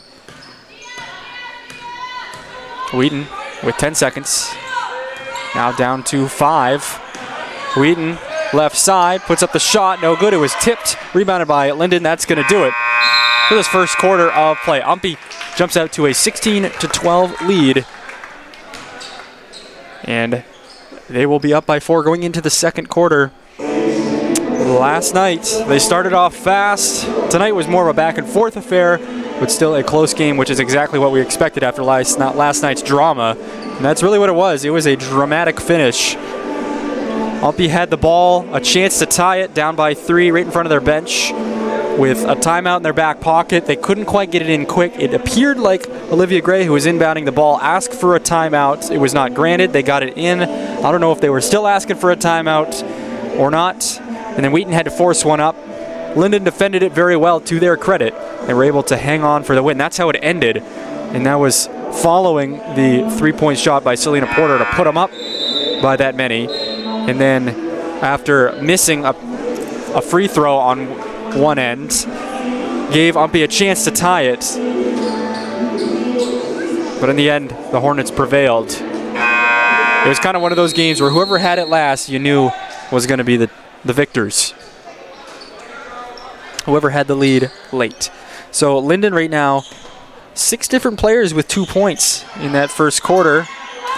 UMPI was led by Emily Wheaton, 7. Ireland had 4, Gray had a pair, and Magno had a 3. But a balanced scoring attack for Lyndon to start, and that's kind of what we expected UMPI would have to do is play balance. Got to protect the outside, but also protect the inside. Haven't seen Lyndon shoot a 3 yet, though. Here, as I say that, DeSorda puts one up. It's too strong. They might have attempted one. I haven't seen him make one yet. They're 0 for 3 as a team. Wheaton, a runner. She's up to 9 in the game. With that one, puts UMPI up by 6.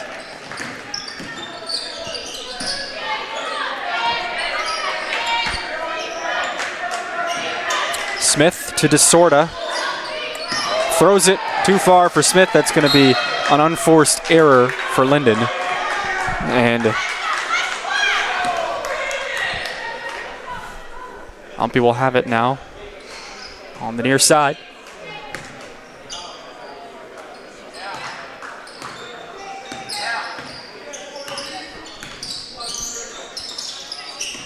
They close out on Magno now after that first 3. Shade. The runner, no good.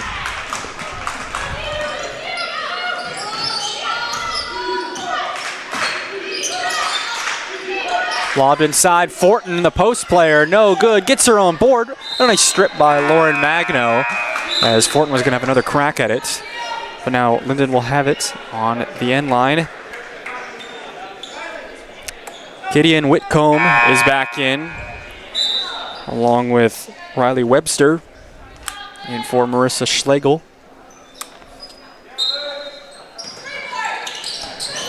It's in. DeSorda goes to the ground. Keeps it alive. Fortin winds up free underneath. Counted and one as Lauren Magno gets caught with her hand in the cookie jar there. And now Fortin, great free throw shooter, will have a chance to bring Lyndon within 3 now.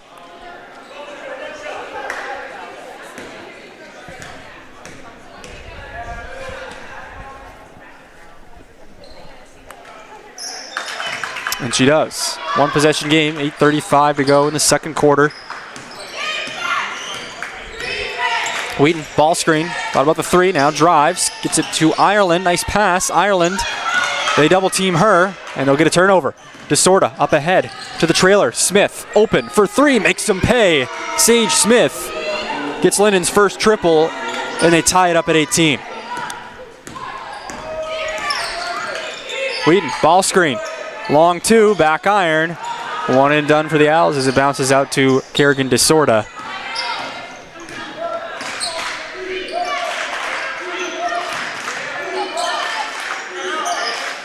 Lobbed underneath. Fortin backing down. Ireland, no good. Rebounded by Shade. She tosses it to Wheaton. Underneath. Fortin, good job getting back. Disrupts the pass. They were trying to get it to Ireland in the short corner. Kiara Mack is back in for Fortin. She'll get a well-deserved breather.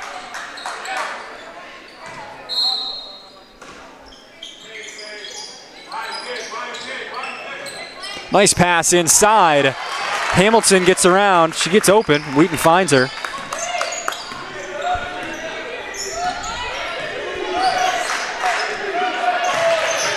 Kiara Mack around Hamilton. Nice finish for her.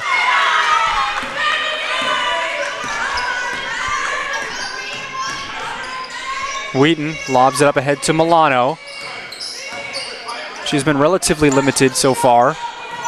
Had 14 last night. Inside, we got a block call on Kiara Mack, as I think the block itself was clean, but they're going to say that she got Ireland with her body.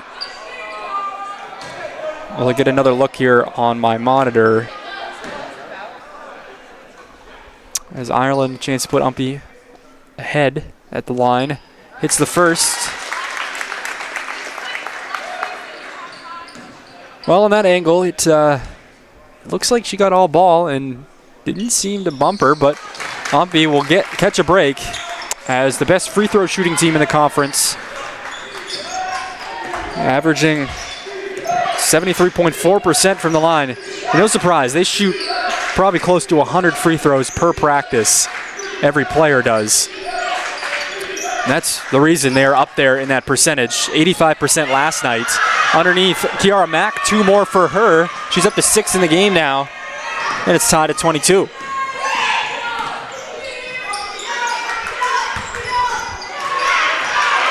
Mack with the good hands. Lyndon pulls it away. Sage Smith up ahead. Smith all the way, coast to coast. Can't get her layup to go. Couldn't quite spin it in. Now Wheaton is going to try to go coast to coast. She'll slow down though. Olivia Gray, up fake. Stops near the block. Back to Ireland. Ireland will take it back out to the perimeter. UMPI going to reset now. Wheaton goes left side. Has to kick out. Milano, a three. No good. Put back Hamilton. She earns 2.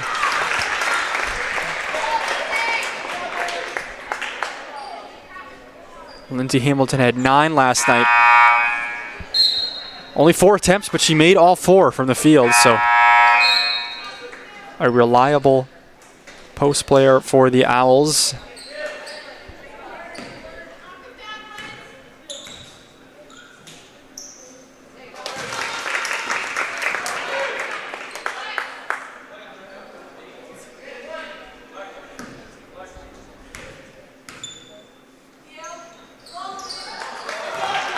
And she makes both.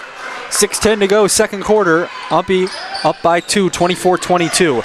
Smith at the left block, kicks out for 3. Selena Porter, yes, from the left wing. And the Hornets, just like that, up by 1. So many lead changes. Look at the stat in a second on that. On the other end, Olivia Gray will earn 2 free throws. But this has been a back and forth battle for sure. 4 lead changes and 4 ties.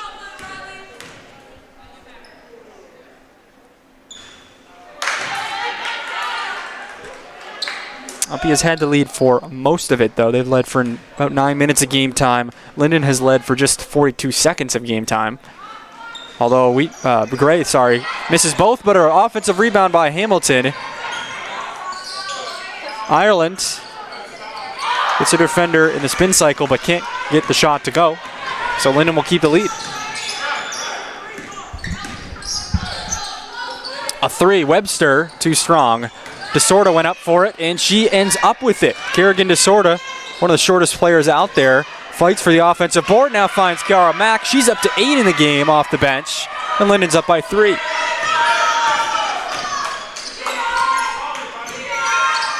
Gray, some post moves from the forward. She lays it in. What a game is unfolding right now. It was, again, the best game of the season for both of those sides last night. Smith, no good, tipped in the air, rebounded by Hamilton. But one of the best games of the year last night, and today is certainly looking a lot like last night did. Milano, foot on the line, around the rim, almost fell, put back Ireland. It was a clean block. It'll stay with the Owls. As I believe Webster came in there to block that shot. She's a little slow to get up, but will stay in the note. Now she'll exit as Ryan Fortin's back in, along with Katie Ann Whitcomb.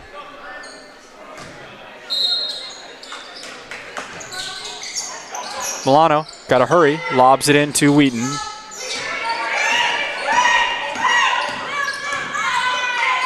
Ireland, right side, shot blocked by Fortin.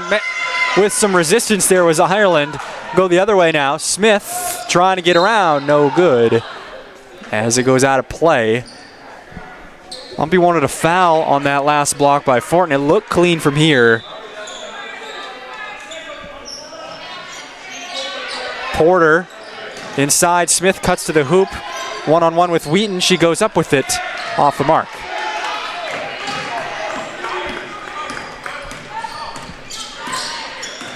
Milano dishes out to Ireland.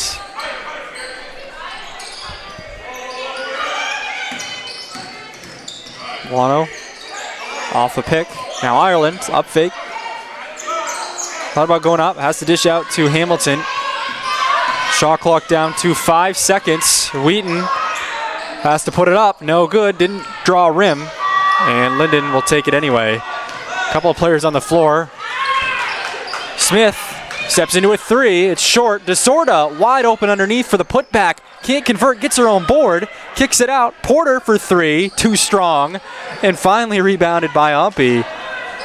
Lucky to get away from that possession unscathed. Milano, stutter step up ahead, lays it in. Liam Milano's first points comes with 3:25 to go, now 3:20 to go in the half. UMPI up by 1. An exciting first half of play. Lobbed inside. Fortin goes out of play. Never touched by Ireland. And UMPI will have it.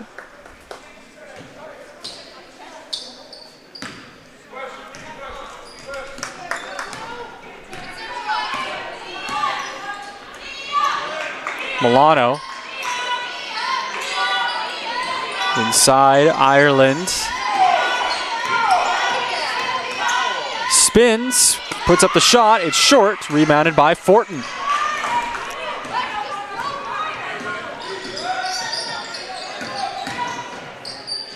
Runner by Smith.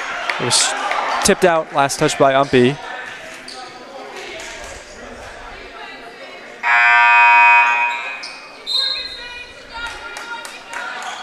Lauren Magno back in for UMPI, had a 3 earlier.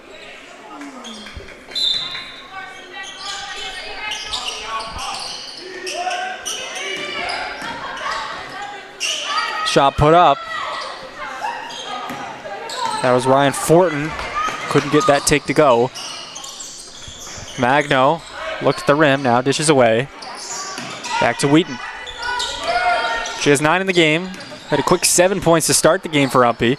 Her runner, no good. Smith, a catch and shoot front of the UMPI bench. No good. And DeSorda, another offensive board for her. She's racking up those. And then a jumper put up by Porter is short. DeSorda has 4 boards, 3 of them on the offensive end. Magno for 3. She has another.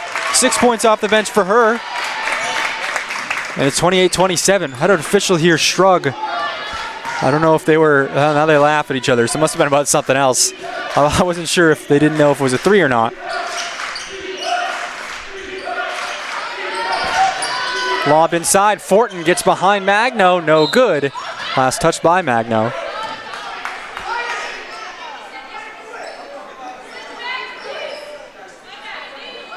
Looking at the replay, that was certainly a 3, so that could not have been what the officials were shrugging to each other about. Owls up by 4.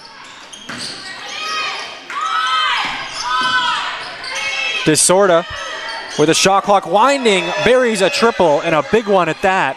Brings Lyndon back within 1. Kerrigan DeSorda. That's her first points. Couldn't come at a better time. Gray, nice job underneath, dribbling into some separation. With the answer, 1:10 to go. The Owls up by 3. Lyndon will take it in the front court. They got Fortin in the high post. DeSorda drives, now kicks to Smith. Off the ball screen. They get it back to her on the give and go. Shot was blocked by Wheaton. They say it was illegal use as she got some of the arm. 58.6 seconds to go in the half. Kiara Mack and Marissa Schlegel also going to come back in. Schlegel will come in for Whitcomb. And Mack is in for Fortin, as they kind of been trading Kiara Mack and Ryan Fortin on and off. They both made a huge difference when they are out there.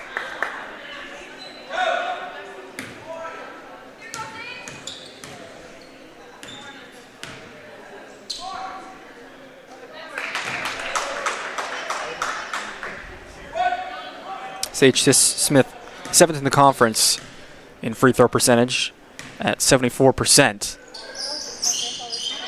Misses the second. Magno takes it into the front court for UMPI.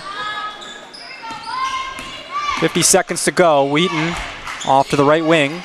Looking for Ireland. Mishandled, but she gets it back. Nice cut to the hoop by Milano. And she will earn a couple of free throws. She's also a great free throw shooter. Was at one point first in the conference in that category, and then I believe she doesn't qualify, doesn't meet the minimum attempts to qualify for the leaderboard, but still 82% on the year.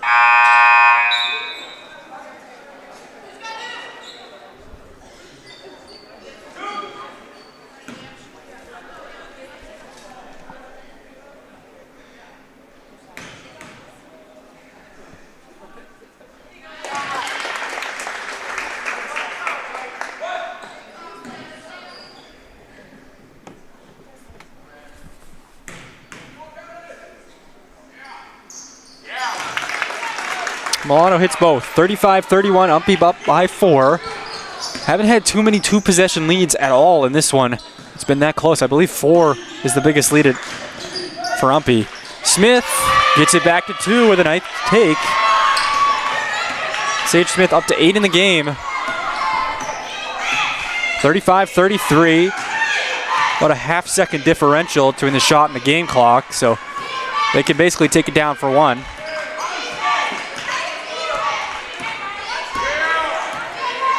Wheaton to try to get a screen, now goes right side. Nice take, Emily Wheaton spins it in.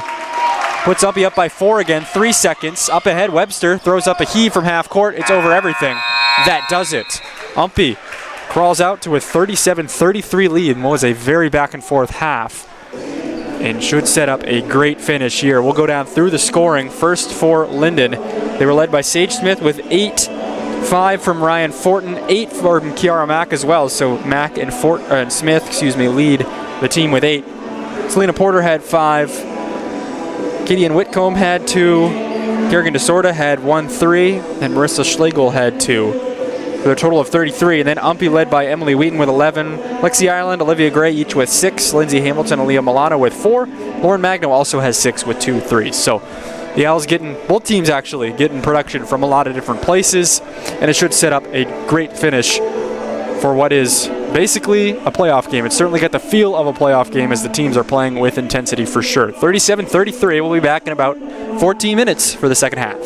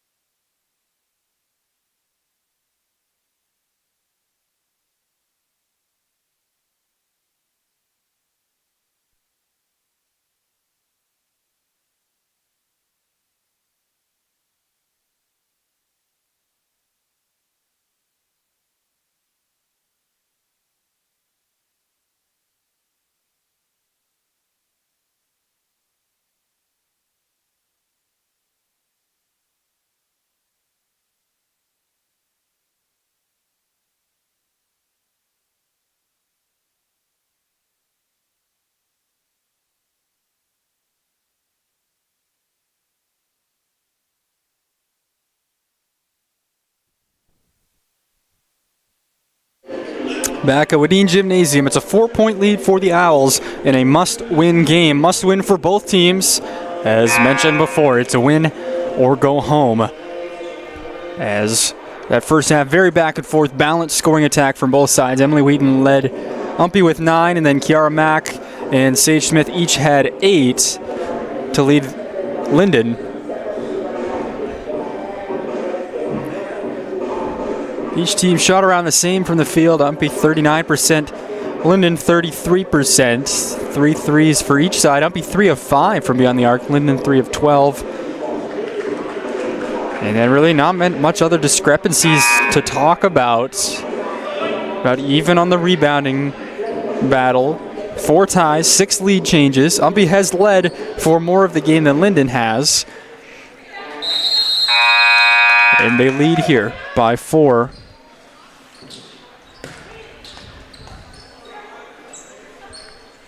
Olivia Gray to inbound to Emily Wheaton in the final half of the regular season for UMPI. Lyndon has one more game, but it doesn't count towards their NAC East standings. So this is the must-win for them. Put back by Ireland, UMPI up by 6. One of their biggest lead, if not their biggest lead. I'm not sure off the top of my head if they have led by... I think they did. They led 18-12 at one point.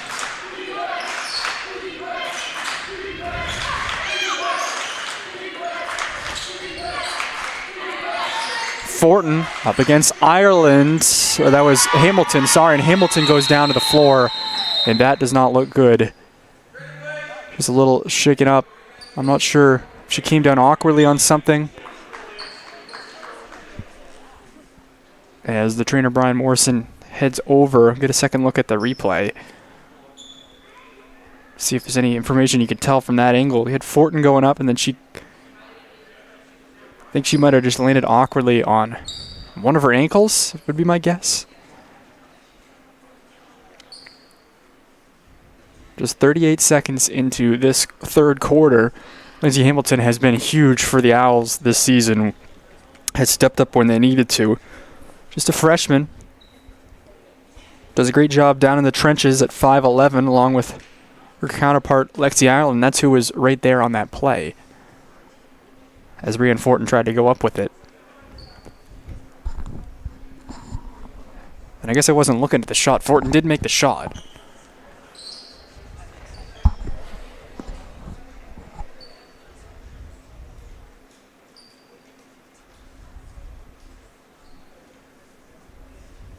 As each coach will take this opportunity to chat with their teams.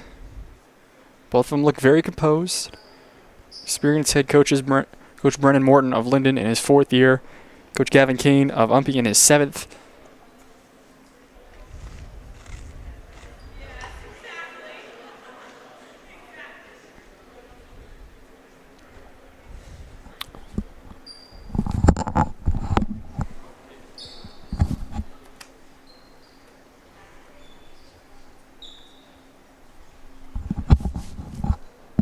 As it certainly looks like the right ankle is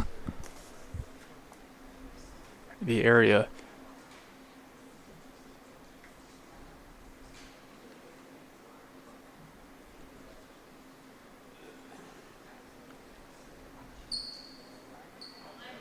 As athletic trainer Brian Morrison, along with student assistant AT Joey Blake, will help her off the floor as she hobbles off.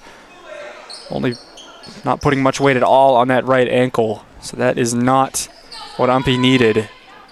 With just 8 players, and the injury bug rears its ugly head right now. Hopefully she will be able to walk that off eventually. Ankle injuries can be like that.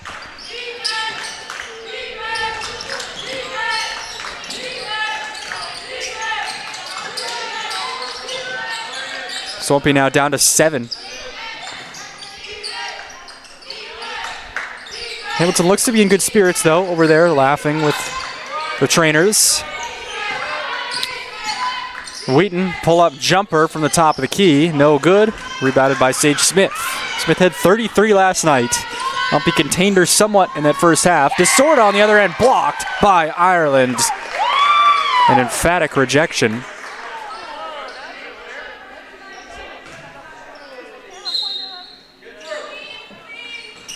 They held Smith to just 8 points. Magno intercepts the lob, gets it to Milano into the front court. Thought about a long two. Back to Milano. Gray is open for three. Her shot is short. Just a little too fast on that one. So a missed opportunity there.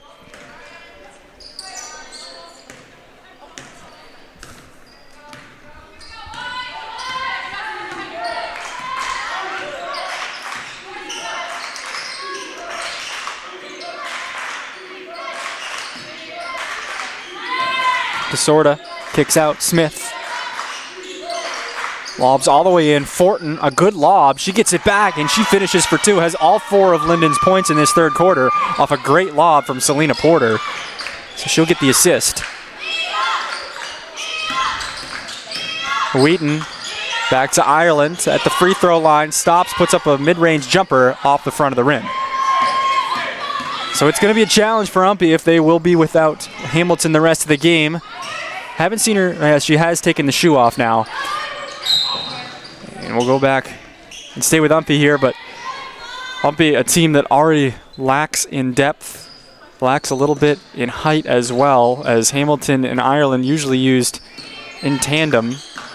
That'll force Lauren Magno along with Cameron Alla, Kirsten Shade, who are sitting on the bench right now, to get even more minutes. Hamilton played the majority of the game last night. In trouble there was Whitcomb. She's able to get rid of it. Now Fortin drives right side, puts up the shot. No good.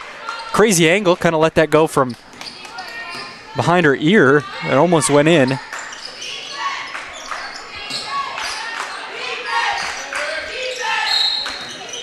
Push called on Sage Smith. Just her second.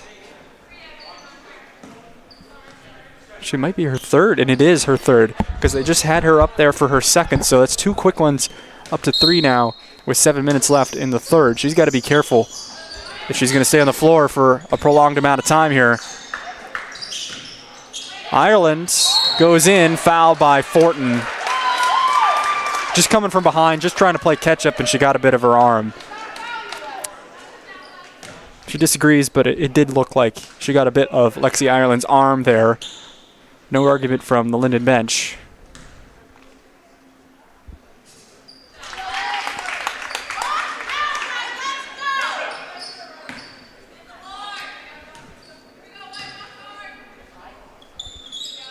Ireland makes both huge. UMPI shooting very well. They were 12 of 14 last night from the free throw line.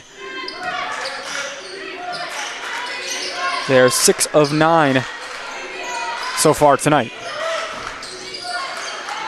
Jump shot, Porter around the front of the rim, no good. Rebounded Ireland. She's going to have to really do the rebounding business now with Hamilton out. Although she had 20 boards last night. 19 points, 20 boards for the double-double. Milano, good take. Curls around the defense and lays it in. UMPI up by 6. This is what they need to do now with just 7 players, is play from ahead.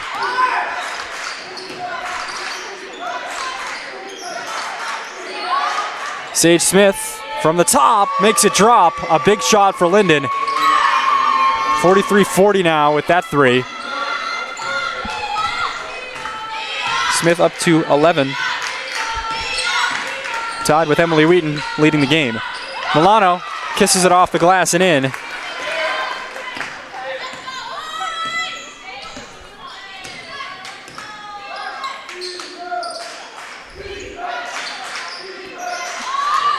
Whitcomb for three, buries it. 2 straight threes for Lyndon, makes it a 2-point game.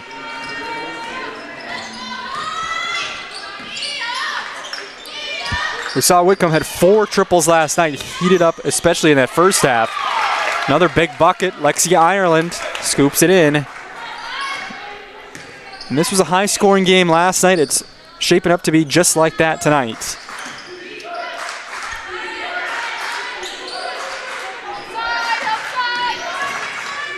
Smith drives, DeSorda open for 3.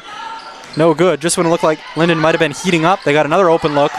DeSorda fights back for it, and now it's stolen again by UMPI.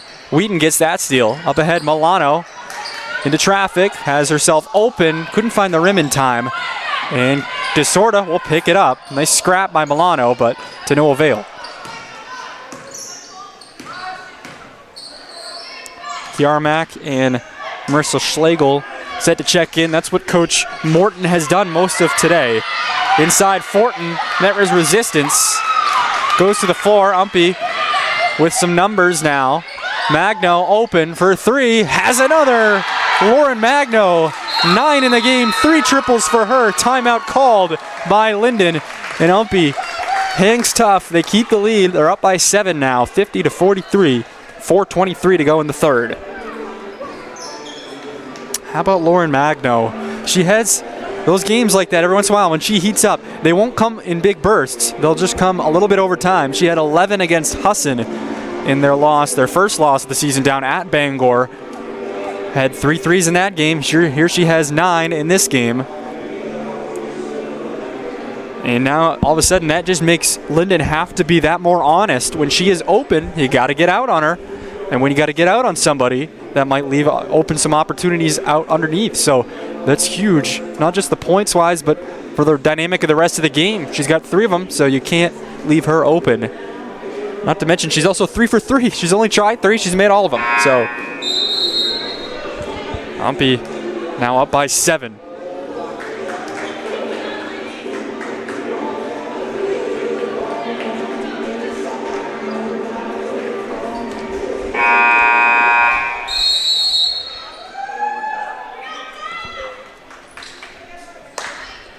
.423 to go. Schlegel and Mack are in for Lyndon as Fortin and Smith come out. Smith playing with 3 fouls, likely why she was subbed out. So now's a huge point in the game for Lyndon with their scorer out, down by 7 here on the road. They lob inside for Mack. It's tipped in the air. UMPI gets a stop. Magno pulls it away. Milano, it opens up. She drives, left hand. Kisses it off the glass and in. And now the biggest lead for UMPI, up by 9. We'll get a whistle here.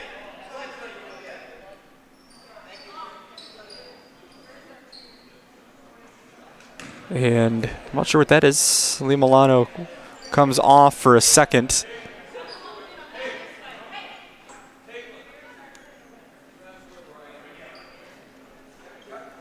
I'm not sure. Just something on her leg. Must have been blood, so usually you have to get a sub though when there's blood on if it's on the uniform. Maybe it's on her leg that they tell her she can wipe it off quickly, but if I was Coach Morton right now, I wouldn't be too happy that UMPI doesn't have to sub.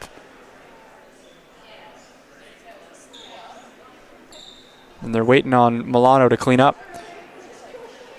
Yeah, now that he will have to go to the bench as Cameron Alla will come on.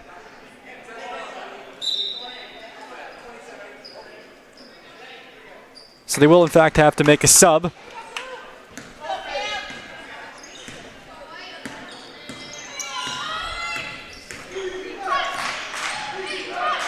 Smith swung.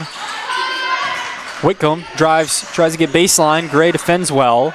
Porter now back to Smith. Smith wasn't out for long. It's tip free. She'll just let it go out, and it'll stay with Lyndon. Wisely so.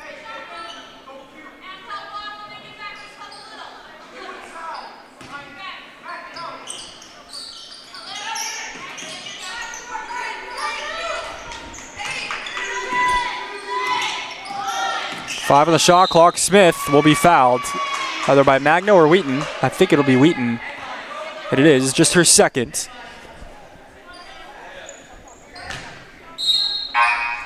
Milano will come in.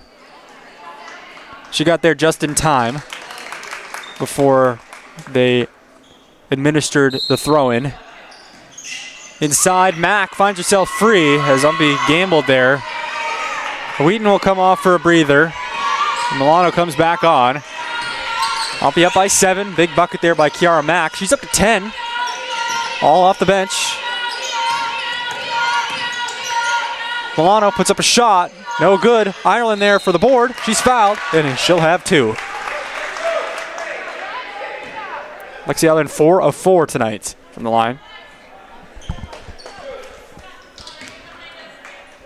3:05 to go. UMPI up 52-45 here in a win and get in play a regular season game that has the feel of a playoff game.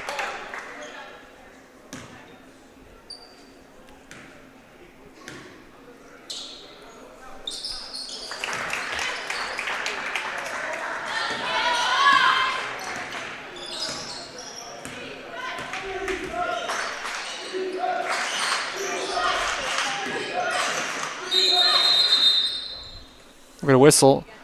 Now Lee Milano is shaken up.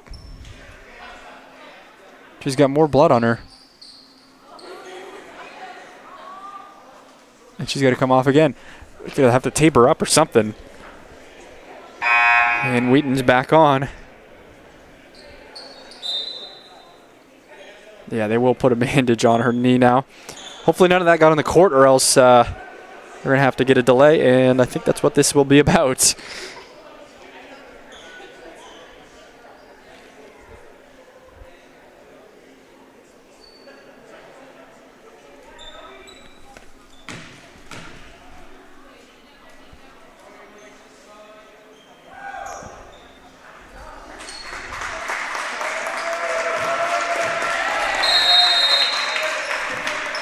I'll be up by 9.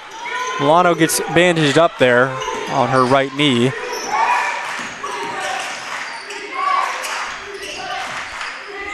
Smith out to DeSorda. Gives back. Whitcomb for 3. She gets it.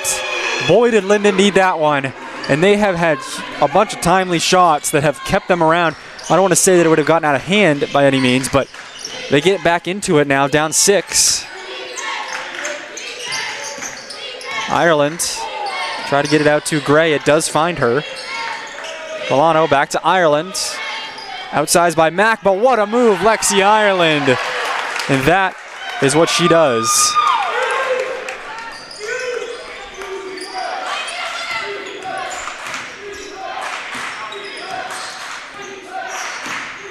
Smith drives, met by Wheaton. She keeps it in, and UMPI gets a steal. Wheaton up ahead, all the way over to Gray. This is going to be a long 2. Front of the rim, rebounded by Selena Porter. Minute 45 to go in the third. UMPI up by 8. So Hamilton is back on the bench.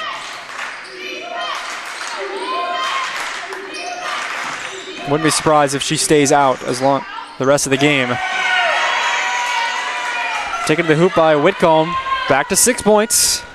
So UMPI has had the lead this entire half.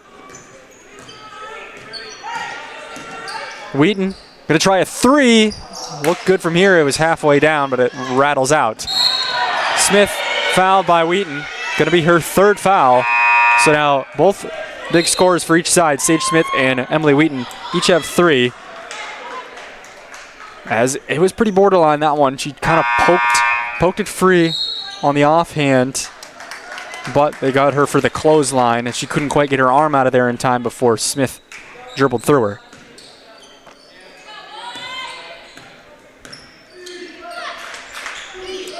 Six-point game.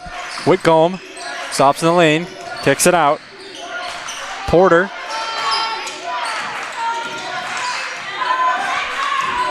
Smith back outside. Whitcomb wants another 3. She has one. Lyndon's back within 3. And now look out. Katie Ann Whitcomb has a couple. She had 4 last night. Total of 14 points for her last game. Alla in the corner. Has to get rid of it. Does to Ireland. With Fortin back on the floor. Ireland, another post move. This time can't get it to go. Lyndon a chance to tie or come within 1 here before the end of the third. Of a quarter that UMPI seemed to dominate. We're up by 9 at 1 point.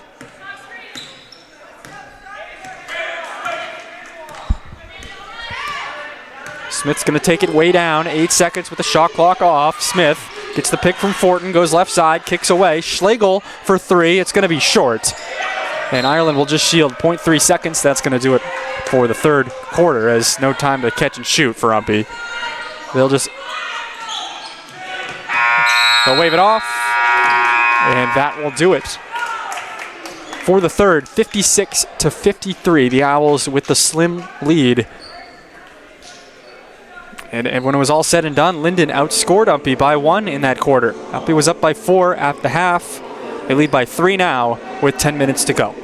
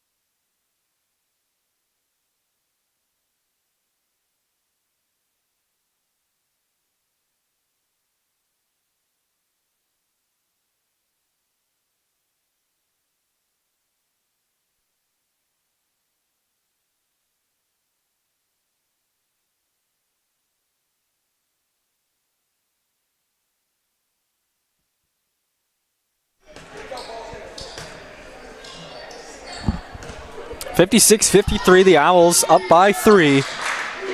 And we got 10 minutes to decide who's going to the playoffs and who's going home. If UMPI wins, they could still grab the 3 seed depending on what happens with Thomas and MMA. Fortin gets free. She gets her own board and a foul on the rebound on Ireland. UMPI could get up to 3 if MMA sweeps Thomas. They would both be 6-6. I'm not sure the yes, UMPI would have the head-to-head tiebreaker there as they beat Thomas twice on the year. They would both be 6-6 if UMPI wins today. Lyndon, the best they can do is 5-7, of course, with a win today, and that would mean they could only get 4th, even if Thomas is swept. Fortin underneath gets the pass from Schlegel, her own rebound, and another foul on Ireland. Fortunately for UMPI, she just picked up her first 5 seconds ago, and will pick up her second. Hamilton's back on, and I did not expect to see her out there, but she comes back on having tweaked that ankle. Looks like she's favoring it a little bit, favoring the healthy side. But she is out there fighting for UMPI's playoff hopes. Fortin with Hamilton defending. Good defense, but a better offense by Ryan Fortin. And it's 56-55. Ryan Fortin, excuse me. Lobbed inside Ireland. There's Fortin, gets her hand in it. Now go out of play. Fortin hits the ground hard.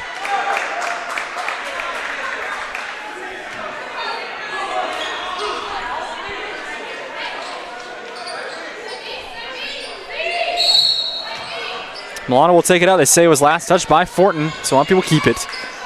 Shot clock resets to 20.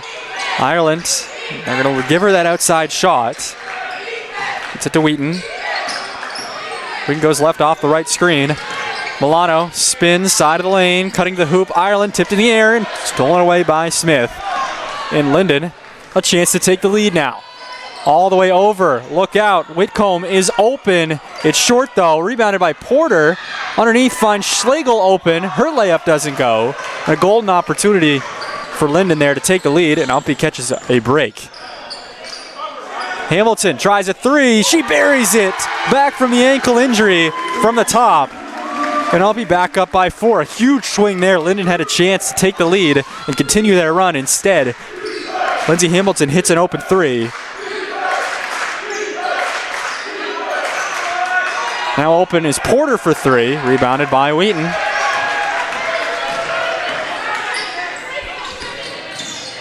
Ireland takes it to the rack, fouled by Fortin. And I don't know how many that will be on Fortin. We'll see in a second.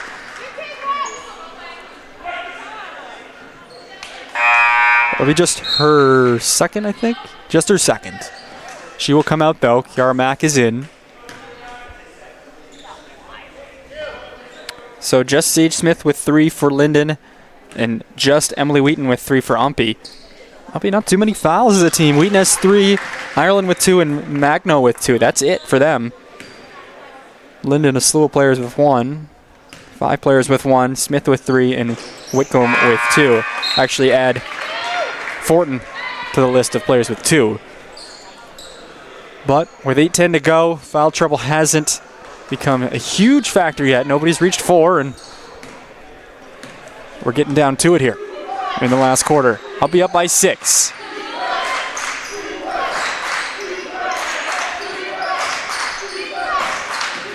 Whitcomb drives left side, fouled by Gray.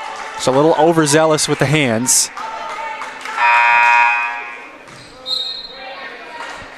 Was the first on Olivia Gray.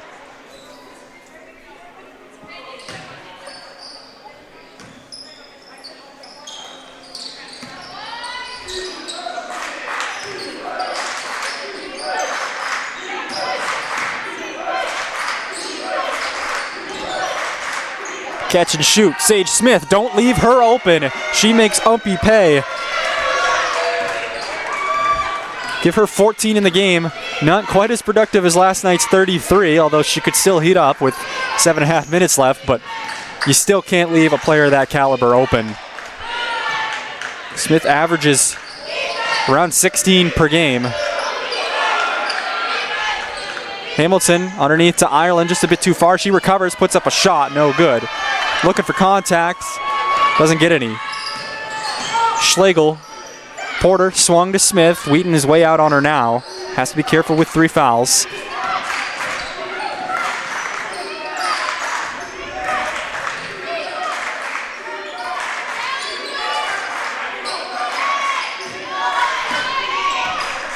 DeSorda, right side, ball fake. Great ball fake by DeSorda, but she can't finish.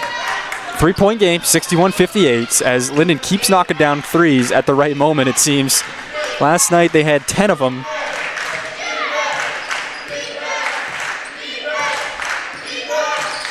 They have 8 of them as a team now. 3 from Smith, 3 from Whitcomb. And those were the players last night that were shooting them.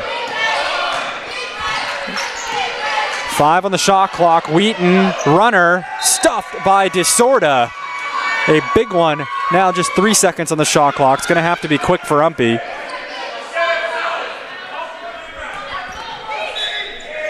Milano to lob it in. Has to get it in quick. Does to Ireland. There's a look with the shot clock expiring, and Lexi Ireland, big baseline jumper there, and they avoid the violation.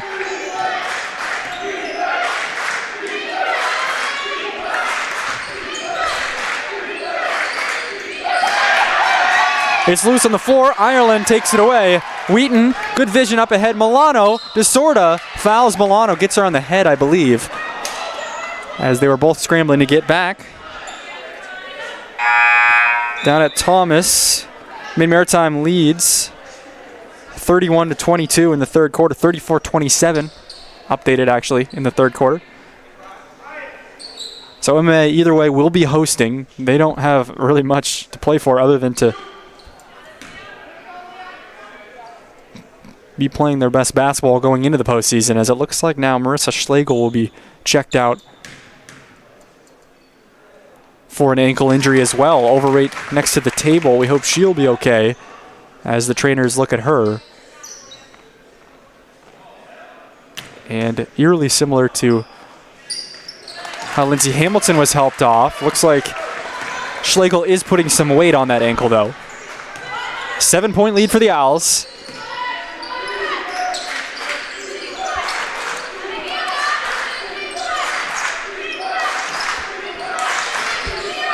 Inside, a turnover, little unforced error between Porter and DeSorda. And now on the other end, Milano caught napping, gets it poked free. Then Sage Smith loses it. So some sloppy basketball for both sides. And UMPI catches a break there. And they'll have it back. 5:26 to go, up by 7.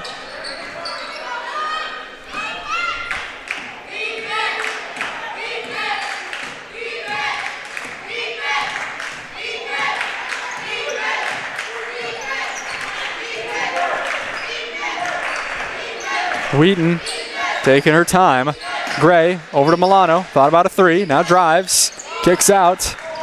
A little dribble penetration. The Lyndon men continuing to count down the shot clock a little early to throw them off. Milano puts it up. It's short. The putback by Hamilton, no good. And Hamilton definitely grimacing there in pain on the floor, but she is playing hard.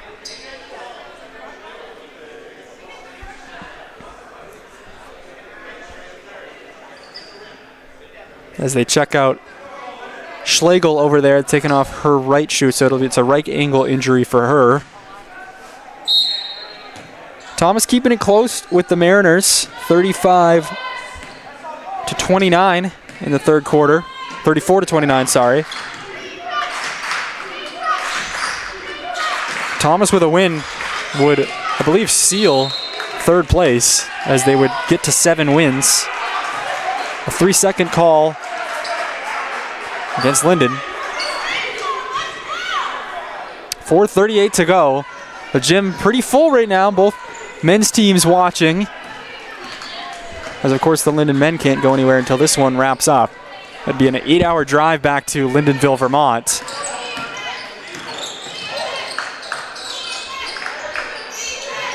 Milano inside to Gray.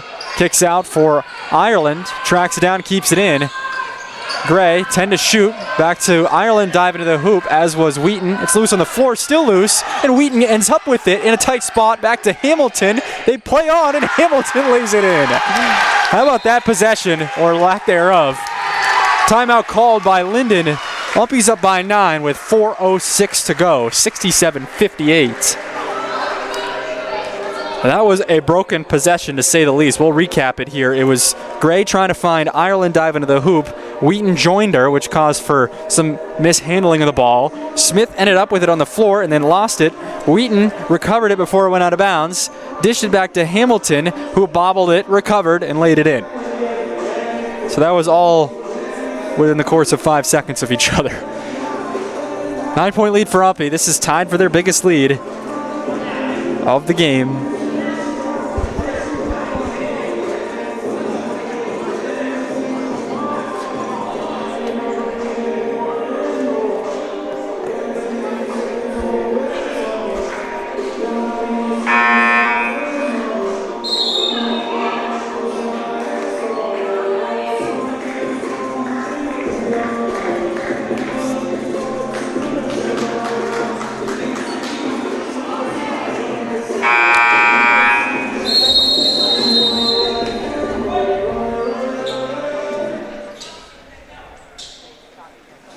So right now, Lyndon led by Sage Smith and Katie Ann Whitcomb. Smith with 14, Whitcomb with 13. Fortin has 11, and Mack has 10. So 4 players in double digits for Lyndon. UMPI led by Ireland with 20, Wheaton with 11, and Milano with 12. Magno and Hamilton each have 9. And Olivia Gray has 6. So everybody getting on the action for both sides. Here's Smith outside. Whitcomb looking for another big 3. It's short though. Milano with the board. Milano from behind. Fortin comes in and steals it away. That's the second time that's happened. Fortin sneakily from behind. Smith turns it into 2 on the other end. Although that time could have been a case made for some contact. But they let him play on anyway. Gray back to Wheaton. Diving to the corner. Now takes it back out. 3:15 to go. The clock all of a sudden becoming a huge factor. Wheaton met by a couple of bodies.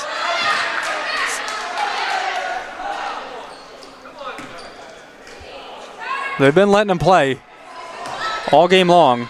And that one right there, UMPI's case, trying to argue that it was too much contact, but they won't get the call. 3 minutes, 7-point game. DeSorda almost stolen there, but then keeps it. Whitcomb to Smith, inside to Porter, back out to Sorta, open for 3, buries it. Another huge one for Lyndon, back within 4 now.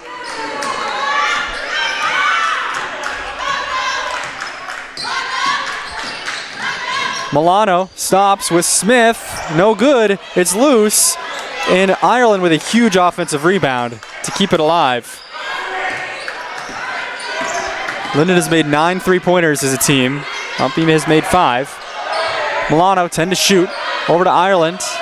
Drives, tight roping the end line. 3 on the shot clock. Wheaton's got to hurry. She drives, blocked by Fortin. and he says that it hits the backboard first. I believe, nope, they're now going to overrule it. They got to get together because one has a shot clock and one has that it hit the backboard before the shot clock went off. They will overrule it and rule shot clock. I think, looking at the replay, I think it hit the side of the backboard before we saw the shot clock hit 0. But Lyndon will catch a break there. That was a big call. 2 minutes to go, 4-point game. Some intensity in the gym, you can feel it. This is playoff basketball in the regular season. Another 3, Whitcomb back within 1. Katie Ann Whitcomb keeps knocking them down. She's up to 5 3-point shots in the game, 9 on the weekend for her if you count 4 last night. It's a 1-point game now. Wheaton kicks out. Hamilton, Gray, finds Wheaton again. She goes right side, stops, so get a hand check on Disorda. With 1:31 to go, all of a sudden you blink and there's 90 seconds to go. This is what we expected today. After last night's drama. Into Ireland, mishandles it, gets it back. Milano. In amongst the trees. Still fighting for it. She goes to the ground, and now we'll get a foul as Fortin drags Milano down. So that will go on Ryan Fortin. They get a hold, and I believe that is the right call.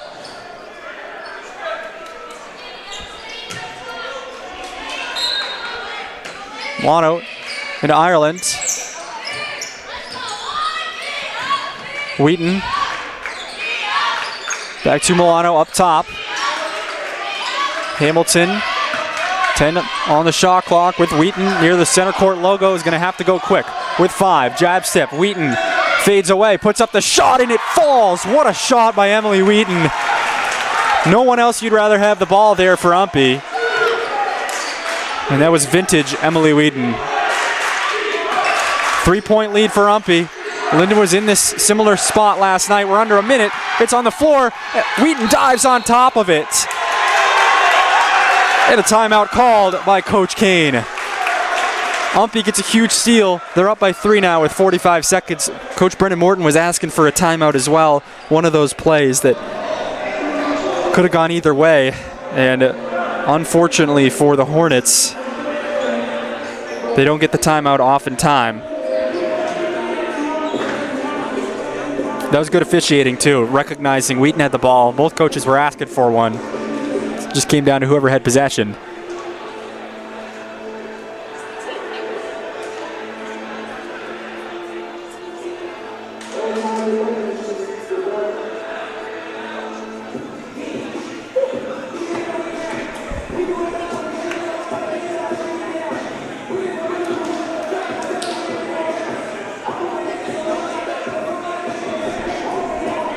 It has been one outstanding game here today, both sides. Lyndon has shot the basketball so well. They had 10 threes last night. They're at 9 tonight.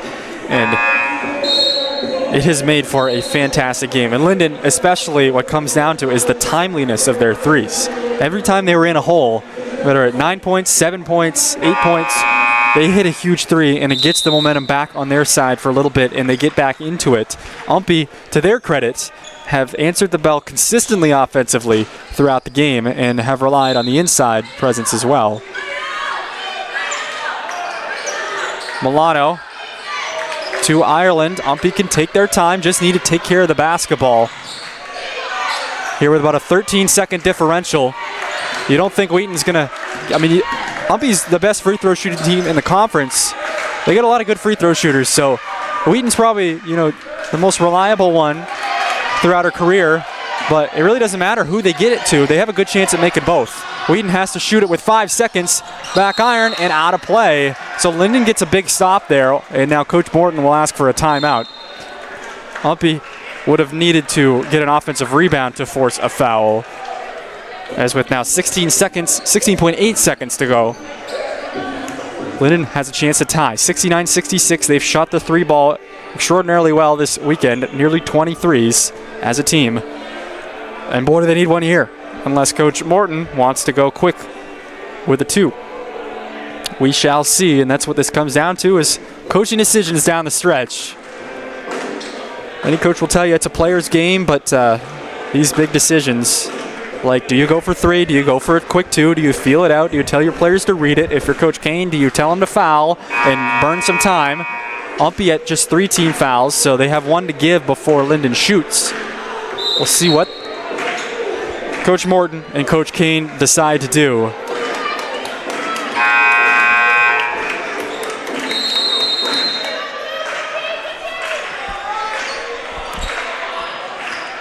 Sage Smith to inbound. You got to think they're going to try to get her the basketball, but you also got to worry about Whitcomb and Porter as well, who can each shoot the ball. They get it into Whitcomb. Goes left side. Shot clock's off. Fortin was wide open underneath. Now they have to kick it out. Webster's into the game for Lyndon, a shooter. Back out. Porter to tie the game. High off the rim. No good. Fortin gets the rebound. Timeout called by Coach Morton with 2.1 seconds. Porter was in a perfect position to do what she did last night and hit a clutch 3. She just couldn't get the roll tonight. But man, this game's not over yet. 2.1 seconds. Lyndon has to drop their best play. And now if you're Coach Kane, fouling, as long as it's not in the act of shooting, might be a decent decision. As we see to our left side, some of the Lyndon men trying to bribe one of the officials in a joking manner, of course. You saw that's Aiden Trapani pull out his wallet for our official Bill Julie. Keeping the mood light here for what is otherwise a huge final 2.1 seconds. What has been a great game, hard fought both sides. One that each team should be proud of. DeSorda to take it out, has to get it in quick. To Smith, is open for the tie. Off the mark, and UMPI hangs on. 69-66. They are playoff bound as they gut it out and got the weekend out. What a job by the Owls down the stretch tonight. But Lyndon, all due respect to them as well. They played unbelievable this weekend here at UMPI. And it ends in heartbreak for them, unfortunately. They fall to 4-8 in Division. UMPI to 6-6. And that will earn them a playoff spot. What a game, what a weekend for both women's games this weekend. Quickly down through the scoring. Katie Ann Whitcomb had 16. Sage Smith had 16. Ryan Fortin had 11. Kiara Mack had 10. Kerrigan DeSorda had 6. Marissa Schlegel had 2. And Selena Porter had 5 for their total of 66. Ireland had 20 for UMPI. Milano had 12. Wheaton had 13. Gray had 6. Magno had 9. So it was a great team effort for UMPI to seal this win. And their season is extended at least one more game. We'll see who they end up playing, whether it be Maine Maritime, the 1 seed, or Husson, the 2 seed. They are either 3 or 4 going into the playoffs. We thank you for joining us today. And UMPI will end up sweeping the weekend, or today. Yesterday, of course, Lyndon women won. But in the end, the Owls will be playoff bound.